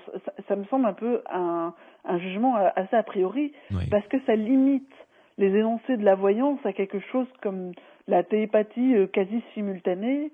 Et en fait, on se rend compte que c'est pas toujours ça, quoi. Oui. Qu'il y a des énoncés vraiment très précis sur le passé de la personne, de choses qu'elle, par exemple, elle n'a jamais racontées, et des choses aussi sur le futur. C'est vrai que la prémonition pose beaucoup de problèmes philosophiques et même métaphysiques pour plein de gens, mais c'est pas pour autant qu'on doit la nier ou la penser comme impossible. Mais bon, en même temps, je pense que chacun peut se faire son avis, et Elisabeth a tout à fait le droit d'avancer ça, quoi. Mais, bien sûr. Selon moi, c'est pas vraiment basé sur une bonne connaissance du dossier. D'accord, Pierre Massias. Oui, j'ai eu un petit peu de mal à m'y retrouver dans la conception d'Elisabeth. En fait, à un moment, vous avez dit présent, passé, présent, futur. Le temps n'existe pas. Oui. On a tout dans le même temps. Oui.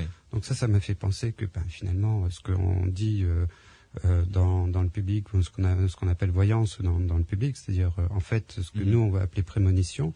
Mais ça pourrait très bien se présenter puisqu'il n'y a plus de différence entre passé, présent et futur. Ça ne fait qu'un, oui, voilà, c'est ce qu'elle nous a dit exactement. On pourrait très bien imaginer qu'au présent, puisque ça ne fait qu'un, au présent, on va avoir un événement dans 3 semaines. Conceptuellement, dans ce schéma-là, dans ce modèle, ça ne présente pas de problème particulier. Ensuite, chacun est libre de ses opinions et de croire ce qu'il veut, mais quand on s'intéresse, si la parapsychologie a démarré, c'est qu'on a repéré un certain nombre d'événements, une phénoménologie qui demandait explication, qui demandait compréhension, et on a distingué un petit peu artificiellement, mais on a distingué quand même des choses qui se passaient dans des temps différents.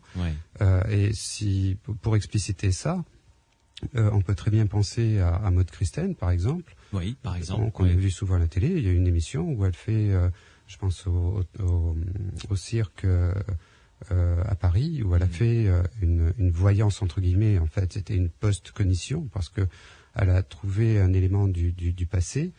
Donc, dans ce cadre-là, on peut se poser la question. Elle était dans un lieu qui était désaffecté depuis de nombreuses années et elle a découvert que, en fait, il y a de nombreuses années, c'était un cirque. C'était même pas désaffecté, c'était un immeuble habité. Oui, donc il ne restait plus rien, en fait. Mais oui, il restait plus rien.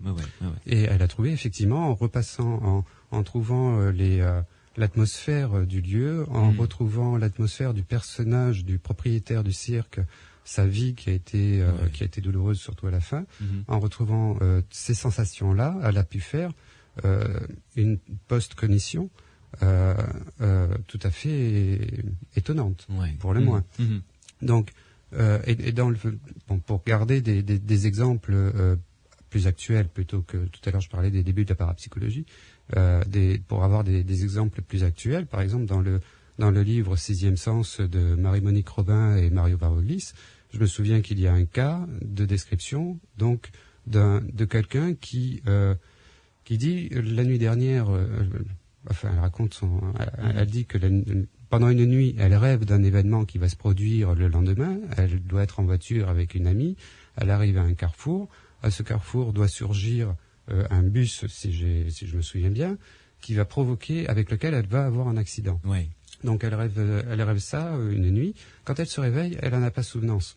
Mais dans le courant de la journée, elle se retrouve au volant de sa voiture avec son ami à côté d'elle, dans une rue dans laquelle elle se dit tout d'un coup, tiens, j'ai rêvé de cet endroit-là. Ouais.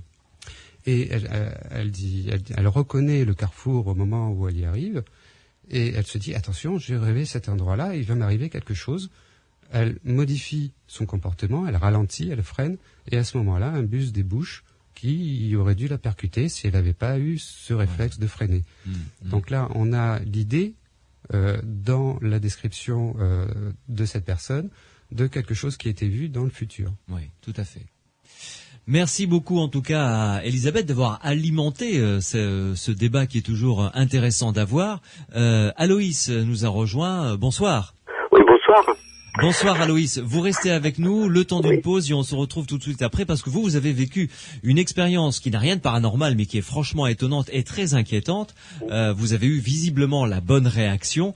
On en parlera ensemble avec mes invités Pierre Massias et Renaud Évrard dans quelques instants. Les aventuriers de l'étrange avec Louis Bénédy sur Sud Radio. En compagnie de mes invités Pierre Massias et Renaud Évrard pour vous écouter si vous avez vécu quelque chose de paranormal. C'est vrai qu'on est parti là sur un petit peu l'escroquerie à la voyance depuis le début de cette émission avec l'intervention très intéressante de Guy d'ailleurs en tout début d'émission, de Guy qui est du Lot-et-Garonne, Guy qui est prestidigitateur. Et là nous continuons un petit peu sur cette même lancée avec vous Aloïs. Alors vous nous appelez d'où Aloïs? De Bergerac, en fait. Très bien. Alors, vous êtes voyant. Oui, je suis voyant. Je suis voyant magnétiseur. J'ai un cabinet qui est tout officiel. Oui. Qui est installé dans la région de Bergerac aussi. Oui. Et il y a quelques années de ça, quand j'ai démarré mon cabinet, effectivement, il me fallait un petit peu pour vivre un petit peu d'argent, quoi. Ouais.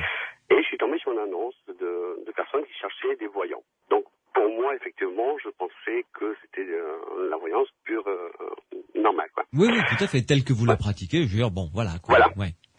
Et en fait, c'était un serveur vocal qui était sur Paris, et qui justement, nous mettait en relation avec des clients qu'on avait.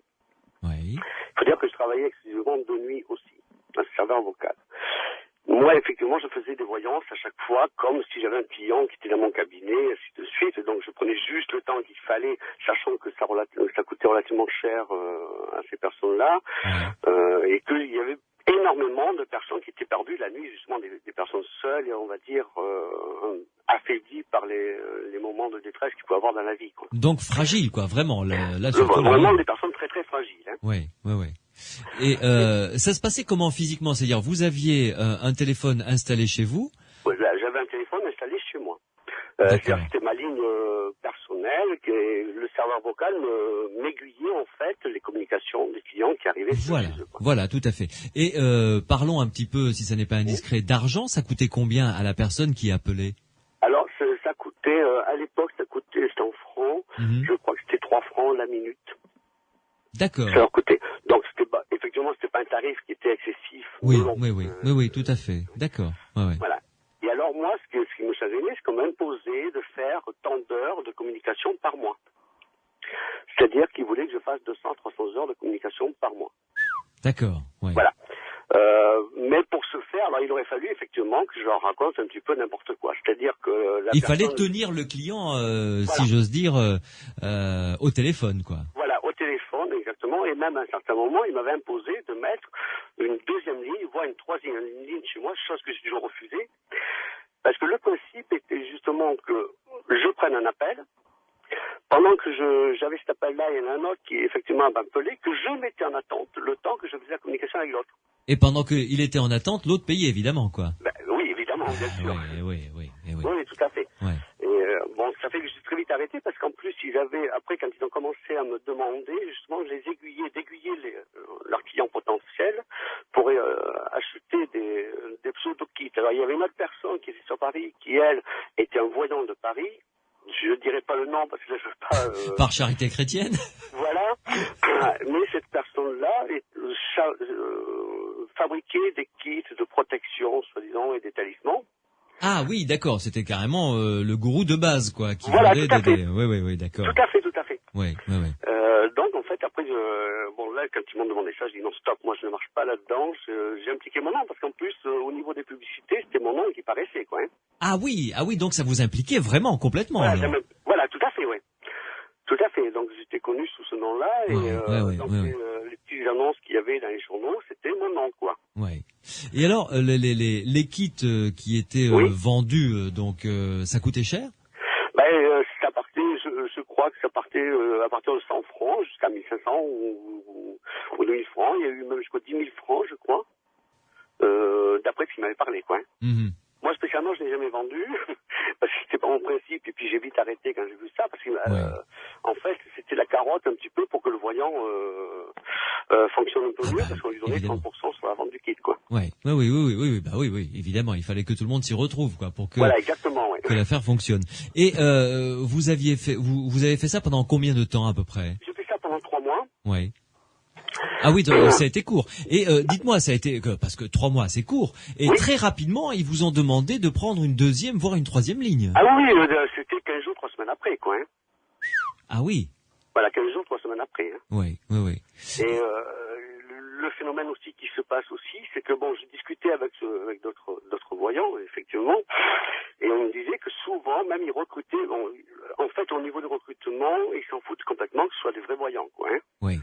Ça peut être une femme de ménage. Moi, j'ai connu une personne qui faisait ça en faisant son ménage ou sa vaisselle, quoi. Hein. Oui. Voilà, donc, et moi, pour me briefer au départ, il me disait, pour retenir les gens, pour que ça paraisse crédible, sinon, j'ai pas besoin de ça. Il y a un principe, c'est de dire, par exemple, si on a une dame au bout du fil, c'est de lui dire, effectivement, vous avez un problème d'homme dans votre vie, et la personne m'a dit, 90% de chance, tu tombes dessus, quoi. Bah oui, évidemment. Ça, si elle appelle la nuit, que ça va pas, c'est ça, quoi. Oui. Oui, malheureusement, il y a de grandes chances, oui. Malheureusement, il y a de grandes chances, voilà. Et donc, ils avaient toute une trame une sorte de livret pour pouvoir tout à fait. faire de la pseudo-voyance au téléphone tout en prenant 3 francs la minute. Voilà, tout à fait, oui. Oui. Ce qui n'est pas cher finalement, hein, 3 francs la minute, je veux dire, par rapport à ce qui se fait actuellement.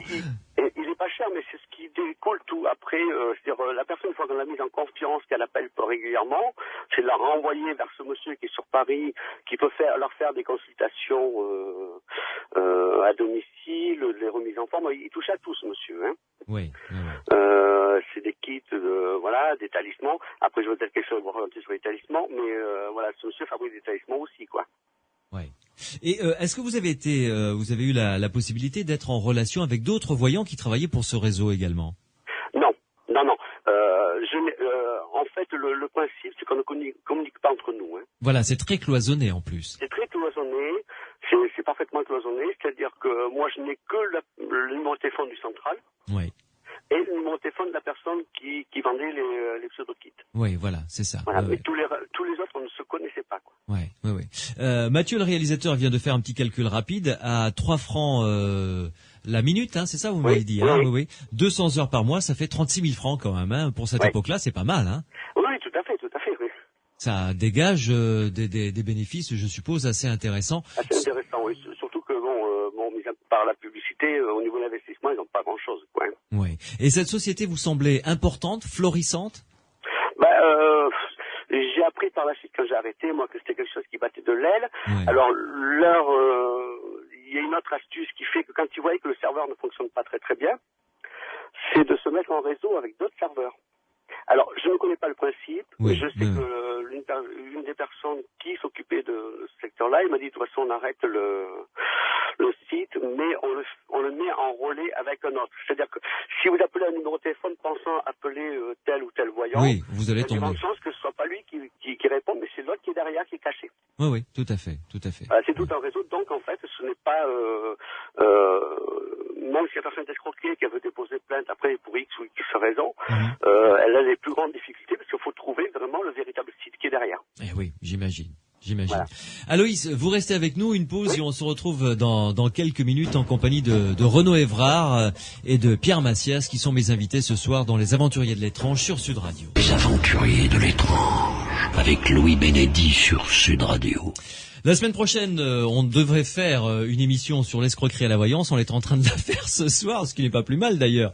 Mais on vous apportera de toute façon la semaine prochaine des éléments juridiques qui me paraissent très très intéressants et très importants à savoir pour pouvoir se retourner. Aloïs est avec nous. D'abord, merci Aloïs, parce que c'est courageux de votre part de nous dévoiler un petit peu le dessous des cartes, parce que vous avez vécu ça de l'intérieur finalement. Et vous êtes rapidement aperçu que tout ça ne tournait pas vraiment bien rond et vous avez quitté le navire, vous avez bien fait. Je me tourne vers Renaud Évrard. Vous connaissiez ce genre de principe, j'imagine, Renaud? Oui, effectivement, mais c'est vrai que d'entendre des voyants qui osent en parler, ça c'est vraiment très intéressant. C'est assez rare. Hein. Oui, tout à fait. Mais, oui, allez-y. on comprend un peu mieux comment le champ de la voyance fait 14 milliards de chiffre d'affaires chaque année en francs, je crois. Et c'est vraiment, c'est des pratiques vraiment délicates, encore une fois. Pierre Macias, sur vous qui êtes webmaster, je rappelle, et créateur d'un site internet, vous connaissez bien le problème de la toile, évidemment. La toile, j'entends par là Internet, bien entendu. Il existe énormément de sites internet qui proposent de la voyance. Oui, et oui, comment dire non? C'est abominable. Oui, c'est complètement abominable. Comme il y a autant de sites où il y a encore énormément plus de sites internet qui proposent de la voyance, du n'importe quoi que des annonces dans les journaux publicitaires, dans les journaux à faible tirage, de ville, des journaux de quartier. Ce genre de pratique, c'est complètement abominable. Et puis on a envie de dénoncer, on a envie de dire un tel à tel endroit. À Nice, tenez. Il y a quelques années, il y avait une société énorme avec un monsieur qui était même passé à la télé à l'époque. Oui, c'est vrai. Mais on a envie de dénoncer, de dire le nom de ce monsieur, le nom de sa société pour que les gens n'y aillent plus.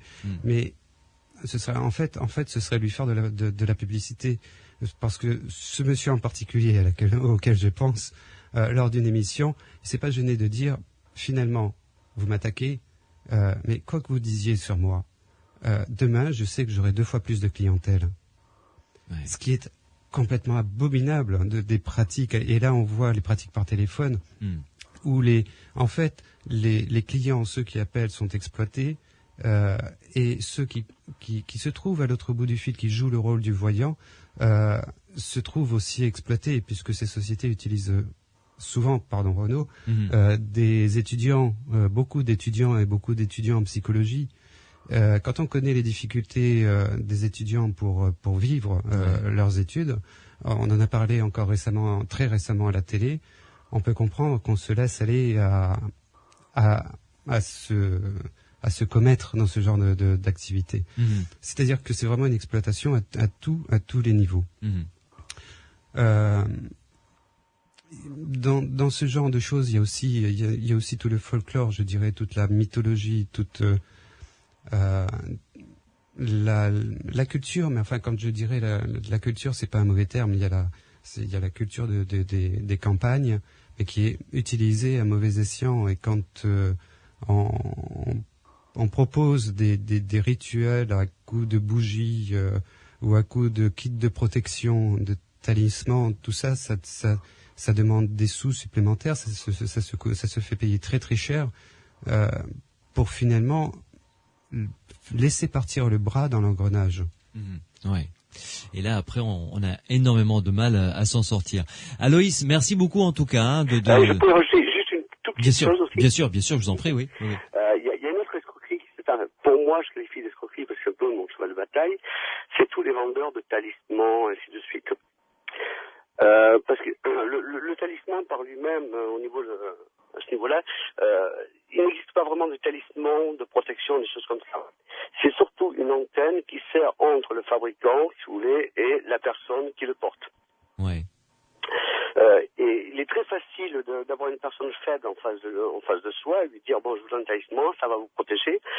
À partir de là, la personne n'a plus son libre arbitre de ses propres choix à faire. Ouais. Parce qu'elle croit qu'en fait c'est le talisman qui fait toutes les choses. Et en plus, dès qu'elle va mal, elle va s'en référer un peu au talisman et c'est quelque chose qui fidélise la personne envers l'autre personne qui peut éventuellement escroquer, quoi. Oui, tout à fait. Je comprends. Et j'ai eu énormément de cas comme ça qui vendaient des talismans au départ qui n'étaient pas très très chers, mais des clients qui sont venus me voir me disent oui, mais ça marche pas. Au bout de quelques années, j'ai rencontré des personnes complètement démolies par rapport à ça, quoi. Oui, tout à fait. Et ça, là, Aloïs, vous venez de soulever un problème tout à fait intéressant. Je me tourne vers vous, Renaud Évrard. Le rapport entre le talisman et celui qui le porte, c'est intéressant, ça, quand même. C'est la personne qui investit un objet d'un pouvoir quelconque, même si cet objet ne l'a pas. Oui, mais ça, c'est encore une fois une chose qui a existé dans toutes les sociétés. Exact.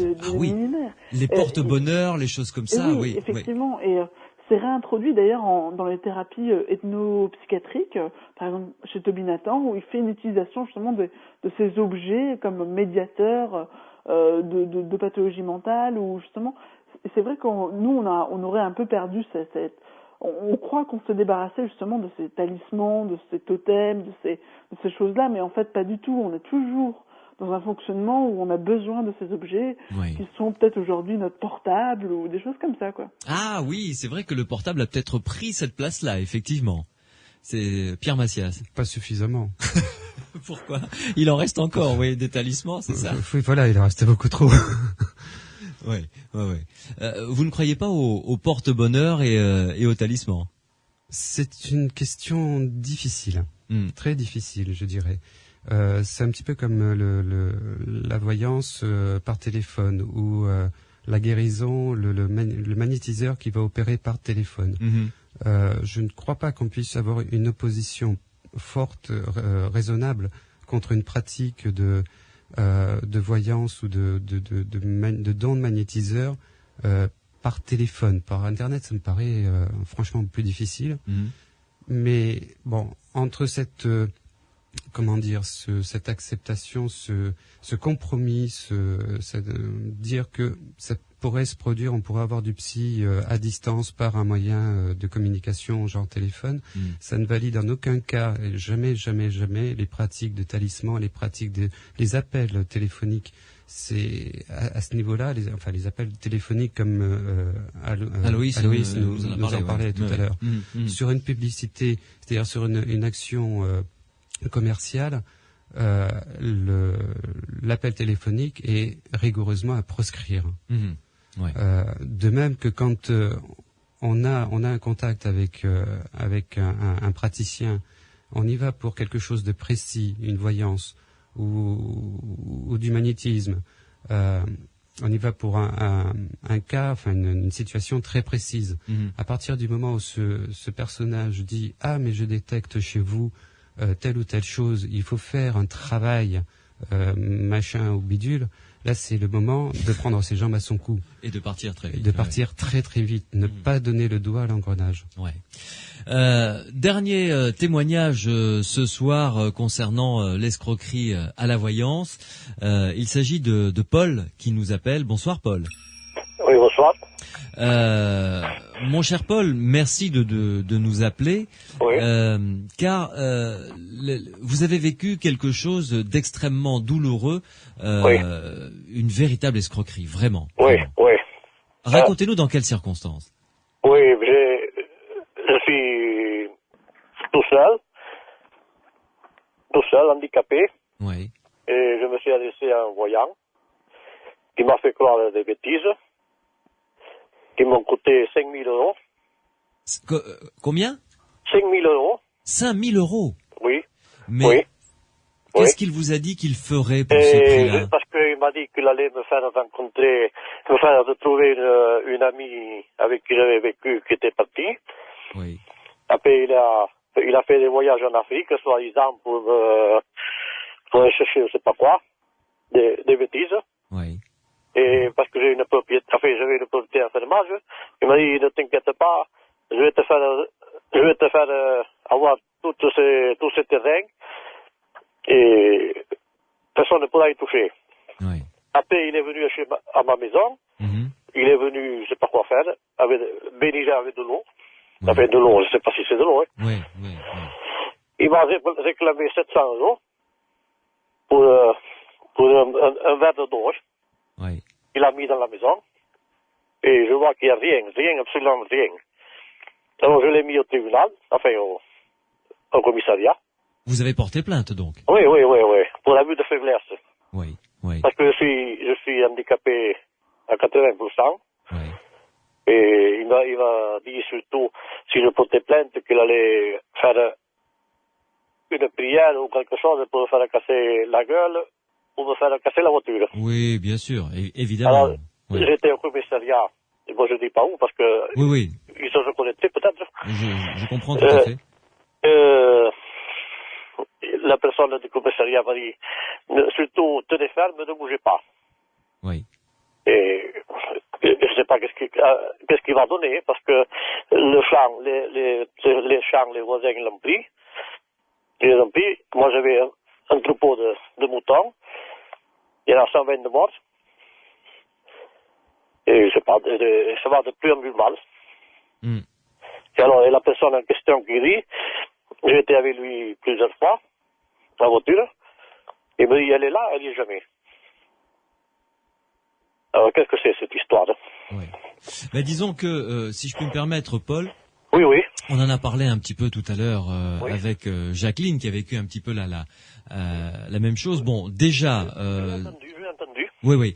Et je pense que, en ce qui vous concerne, déjà, bon, cet homme, c'est un escroc, ça c'est clair. Vous vous en êtes rendu compte vous-même.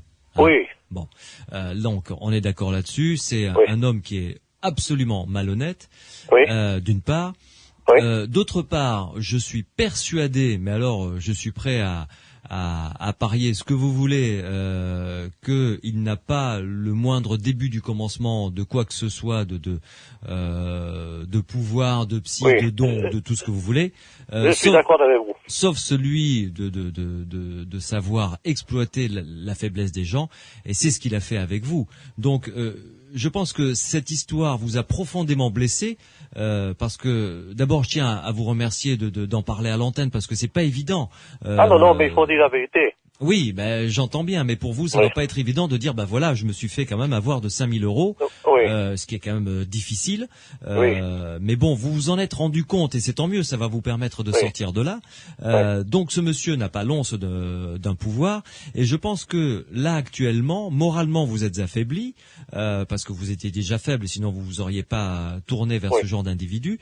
Et vous voyez finalement tout en gris, tout en noir, et c'est à ce moment-là, vous savez, c'est comme on dit pour les grands sportifs, quand ils vont pas, c'est la spirale qui va vers le bas, et puis tout commence, si je puis me permettre cette expression triviale, tout commence à partir en vrille, à merder, et puis rien ne va, quoi, finalement. Donc ce qu'il faut, c'est que vous voyez les choses avec, c'est difficile ce que je veux dire à faire, mais essayez de voir le bon côté des choses, reprendre goût à la vie, et vous allez voir que la spirale va s'inverser et elle va repartir vers le haut. Mais que ce monsieur n'a absolument rien à voir avec ce qui vous arrive actuellement. Ah non, parce qu'il fait la voyance en jetant des œufs dans un cours d'eau. Oui. Il jette les œufs, il dit hop, tout est parti. Eh oui. Je ne crois pas du tout. Ah non. Ça, parce que c'est pas bête quand même. Ouais. Mais je voudrais quand même que ça soit un peu, comment dire ça, que ça se sache un peu quand même. Oui. Déjà, grâce à votre témoignage, des gens vont se méfier de ce genre d'individus, déjà, qui vont leur promettre de faire tout un tas de choses irréalisables, d'abord. Et puis, deuxièmement, vous avez porté plainte et vous avez très bien fait, parce qu'il faut que ce genre d'acte soit puni et sévèrement puni. Là, vous avez raison. Parce que je suis en invalidité à 80% en plus. Bien sûr. Et alors, il a profité. Évidemment. Et tout va aller bien, et il n'y a rien qui va. Oui. Et 5 000 € de partie. Oui. Et moi, je suis en invalidité, je touche 240 € par mois. C'est beaucoup, Oui. Alors, je suis, comme on dit, dans la merde. Et la personne en question, je ne la vois pas du tout. Évidemment. Je ne la vois pas du tout. Alors, maintenant, c'est passé un peu. Ça me fait du bien de parler. Bien sûr. Mais j'ai passé quelques mois et j'ai été presque paralysé des bains et tout. À cause de ces bêtises. Oui, j'imagine. Et je conseille à tout le monde de ne pas y aller. Parce que voyant, il est comme moi. Oui, ou comme moi. Et comme le chien. Le chien que j'ai ici, il est plus voyant que lui. Non, vous savez, monsieur, je lui ai dit en face. À lui. Je suis d'origine basque. Alors, j'ai autre chose que l'eau sous la main. Bon. Merci, Paul. C'est méchant, ça, quand même. Ouais. Merci, Paul, en tout cas, pour votre témoignage. Merci d'avoir eu le courage de raconter ça, parce que c'est tout sauf évident à dire. Et j'espère que votre témoignage aura au moins éclairé ceux et celles qui nous écoutent pour leur éviter de tomber dans ce genre de piège. Une pause et on se retrouve dans quelques instants avec Pierre Massias et Renaud Évrard, parce que Mireille nous a envoyé un SMS qui pose une question intéressante. Ce n'est plus de l'escroquerie à la voyance, mais là on repart dans le domaine de la voyance tout court. Restez avec nous, vous pouvez continuer à nous appeler au 0826 300 300. Les aventuriers de l'étrange avec Louis Bénédy sur Sud Radio. Et peut-être un retour sur Pierre Massias, ce que Paul nous a raconté. Vous vouliez rajouter un mot. Renaud Évrard aussi, peut-être vouliez-vous avoir un commentaire sur cette expérience douloureuse que Paul a vécue et qu'il nous a raconté. Oui, c'est vrai que moi, ça me fait beaucoup de peine et je pense vraiment qu'il faudrait créer des institutions qui puissent vraiment réguler ou indemniser les personnes qui se font arnaquer comme ça, le temps du moins que la plainte aboutisse et qu'on retrouve vraiment, que la justice fasse son travail, quoi. Parce qu'il est évident que même s'il a porté plainte, Paul a peu de chances de revoir un jour son argent, ou s'il le revoit, ce sera dans plusieurs années. Oui, puis apparemment c'était une sorte de marabout africain qui sont assez interchangeables et assez volatiles. Enfin, j'ai beaucoup de récits comme ça ils sont assez difficiles à attraper en général. Oui. Je crois. Pierre Massias. Oui, je voulais aussi faire cette remarque que marabout, ça avait l'air d'un marabout africain, rien à voir avec le voyant. Mais effectivement, c'est le genre de récit qui est révoltant et à travers lequel les gens perdent confiance en eux.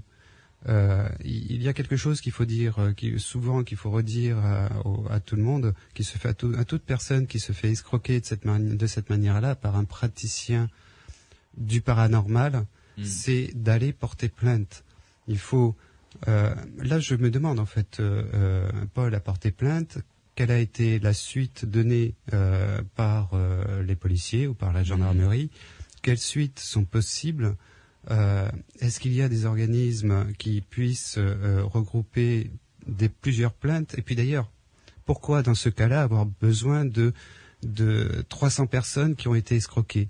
Une personne escroquée suffit pour que son dossier soit traité au plus vite, surtout dans des cas comme celui de Paul, qu'on attrape ce marabout, qu'on le mette hors d'état de nuire. Mais ça ne peut passer que par la volonté des gens à aller porter plainte.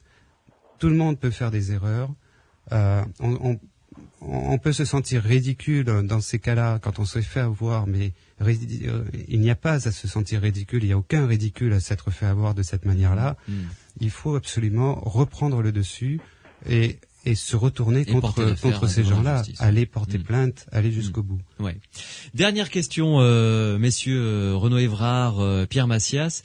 Je vous demande une réponse. Il est 23h51, donc on a une petite 5 minutes, me dit Mathieu. Bon, 5 minutes. Pour répondre à cette question, Mireille qui nous demande si l'écriture automatique, est-ce que c'est de la voyance ou pas? Renaud Évrard. Alors l'écriture automatique, c'est une pratique déjà très ancienne qui permet chez certaines personnes de provoquer justement des actes de voyance, de choses comme ça. Donc ça reste une sorte de mancie en fait, comme regarder dans une boule de cristal, faire des tarots. Expliquez ce qu'une mancie. Une mancie, c'est une pratique divinatoire en fait, un art divinatoire avec un support différent. Donc je citais la boule de cristal et on a énormément de les tarots, les choses comme ça. Et donc l'écriture automatique peut être utilisée dans ce sens-là. C'était surtout utilisé à l'époque du spiritisme, où on pensait que l'esprit possédait un corps et justement déformait l'écriture, écrivait lui-même par le moyen de l'écriture automatique. Ensuite, ça a été repris par les surréalistes. C'est quand même quelque chose qui a une grosse tradition aussi culturelle, en France en particulier. Et donc, ce n'est pas de la voyance, mais c'est une mancie, c'est une chose qui peut être utilisée par certains voyants. Oui. Pierre Massias. Je crois que Renaud... Code Miguel. Pareil comme Renaud. Voilà, il a très bien décrit le procédé. Je crois même que l'écriture automatique a été utilisée à une époque par des psychologues. C'est d'ailleurs pourquoi le procédé ne serait pas tellement apprécié du côté des psychologues. Ouais. Mais dites-moi, Renaud Évrard, ce procédé d'écriture automatique est quand même assez surprenant parce que il y a, comment dirais-je, un lâcher prise, pour reprendre une expression qui est utilisée assez couramment actuellement. C'est-à-dire, il faut quand même avoir c'est impressionnant de se dire que son bras ne nous appartient plus, qu'on n'en est plus maître, parce que c'est ça qui arrive finalement. Oui, d'une certaine façon, il y a une dissociation de la conscience qui fait que deux flux psychiques différents vont avoir lieu. Un flux qui ne se rend pas compte du mouvement du bras et un flux qui va pouvoir écrire des choses comme ça, dissociées. Et c'est quelque chose qui a été très étudié, par exemple à Hans Bender en Allemagne, qui a fait sa thèse là-dessus. Et c'est vraiment en France, on connaît ça par Pierre Janet, qui a beaucoup étudié ça dans l'automatisme psychologique, en fait, les différentes formes de dissociation de la pensée par le moyen de l'écriture automatique, mais par d'autres moyens également, en hypnose par exemple, et qui permettent justement d'expression de la pensée sous diverses formes, et on se rend compte, c'est une sorte de subconscience, c'est-à-dire un prémisse de l'inconscient, un inconscient effectif en fait. C'est quelque chose d'assez intéressant au niveau psychologique. Oui, mais ce qui veut dire que la personne, elle est en transe pour pouvoir faire de l'écriture automatique, ou elle peut regarder ce qu'elle écrit comme étant presque un témoin extérieur de ce que sa main écrit. Alors parfois, il y a des personnes qui sont vraiment dans une transe très profonde. On voit ça par exemple chez les artistes médiumniques.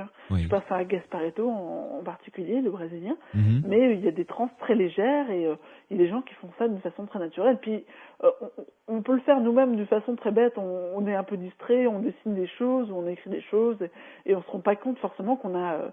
Moi, ça m'arrive souvent quand je suis en cours et d'une façon distraite. J'écris ce que le prof a dit ou je reformule ce que le prof a dit sans forcément avoir pleinement conscience de ça. Ça implique pas forcément une transe ou un état provoqué, mais c'est quelque chose qui est finalement très naturel. Et est-ce que les messages obtenus sont vraiment lisibles, ou il y a toute une série de lignes, de signes incompréhensibles et puis un mot au milieu, etc. Ou est-ce que c'est comme une lettre vraiment bien rédigée? Bon, on a toutes les variantes. C'est vrai que parfois même des personnes vont écrire dans des langues étrangères. Alors donc là, ça devient très très. Ah là, c'est intéressant, pour le coup. Oui. Mais en même temps, oui, parfois c'est très lisible. Il y a des personnes qui sont très très douées là-dedans pour avoir une écriture tout à fait lisible. Ou même, on connaît aussi ce phénomène d'écriture pour des partitions de musique.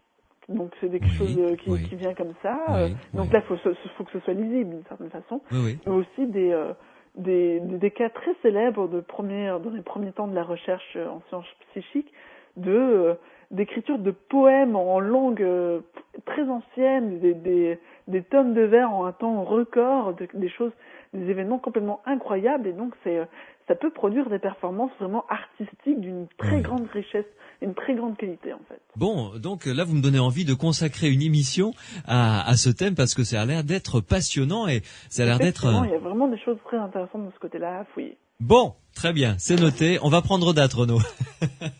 Merci beaucoup, en tout cas, Renaud Évrard. Merci à vous. Merci. Ça fait toujours plaisir. Eh bien, écoutez, on vous réinvitera évidemment lors d'une prochaine émission consacrée au témoignage, ou une émission qu'on va se mettre à préparer avec Pierre Massiès sur l'écriture automatique, parce que ça a l'air d'être un sujet tout à fait passionnant. Bonne soirée, Renaud Évrard. À bientôt. Merci beaucoup. Bonne soirée. Au revoir. Au revoir. Pierre, on se retrouvera la semaine prochaine, bien entendu, mais merci d'avoir participé de vive voix à cette émission. Et je rappelle le site internet dont tu t'occupes, c'est psiland.org. psiland.org.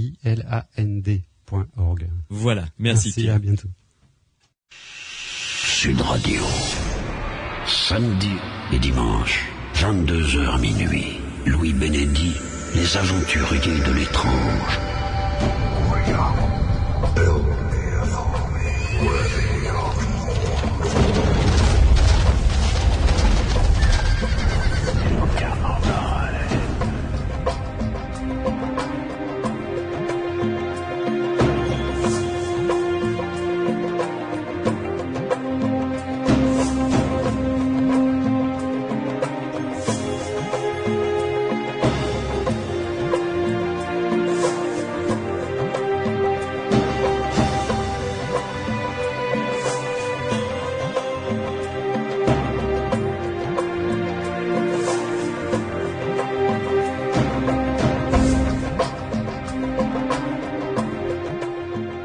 Je vous souhaite une excellente nuit à l'écoute des programmes de rediffusion, des émissions de Sud Radio. Je vous retrouverai samedi et dimanche prochain. Alors samedi prochain, on a largement entamé le dossier, mais je crois qu'il y a encore beaucoup de choses à dire. Nous parlerons de l'escroquerie à la voyance. Et puis dimanche prochain, nous irons sur une île mythique très loin. Nous parlerons des mystères de l'île de Pâques. En quoi consistent ces statues? Quelle est la civilisation qui a dressé ces statues et pourquoi surtout et que sont-elles devenues ces statues? Que devient-elle et qu'est devenue cette civilisation qui est malheureusement en train de péricliter tout doucement? Nous en parlerons avec nos invités. Merci à Mathieu qui a réalisé cette émission, Morad qui était au standard, Pierre Massias qui m'a aidé à la construire bien entendu. Et puis je vous rappelle les différents moyens pour nous joindre tout au long de la semaine. Le répondeur des aventuriers de l'étrange 0826 300 300 24 heures sur 24, 0826 300 300 par mail également, étrange au singulier étrange@sudradio.fr, étrange@sudradio.fr, ou encore si vous le désirez par SMS, vous tapez Sud, vous laissez un espace, vous rédigez votre question, votre commentaire, ou vous nous envoyez votre numéro de téléphone pour que l'on vous rappelle pour un témoignage au 71 200. Bonne nuit, bonne semaine avec nous sur Sud Radio et à samedi prochain.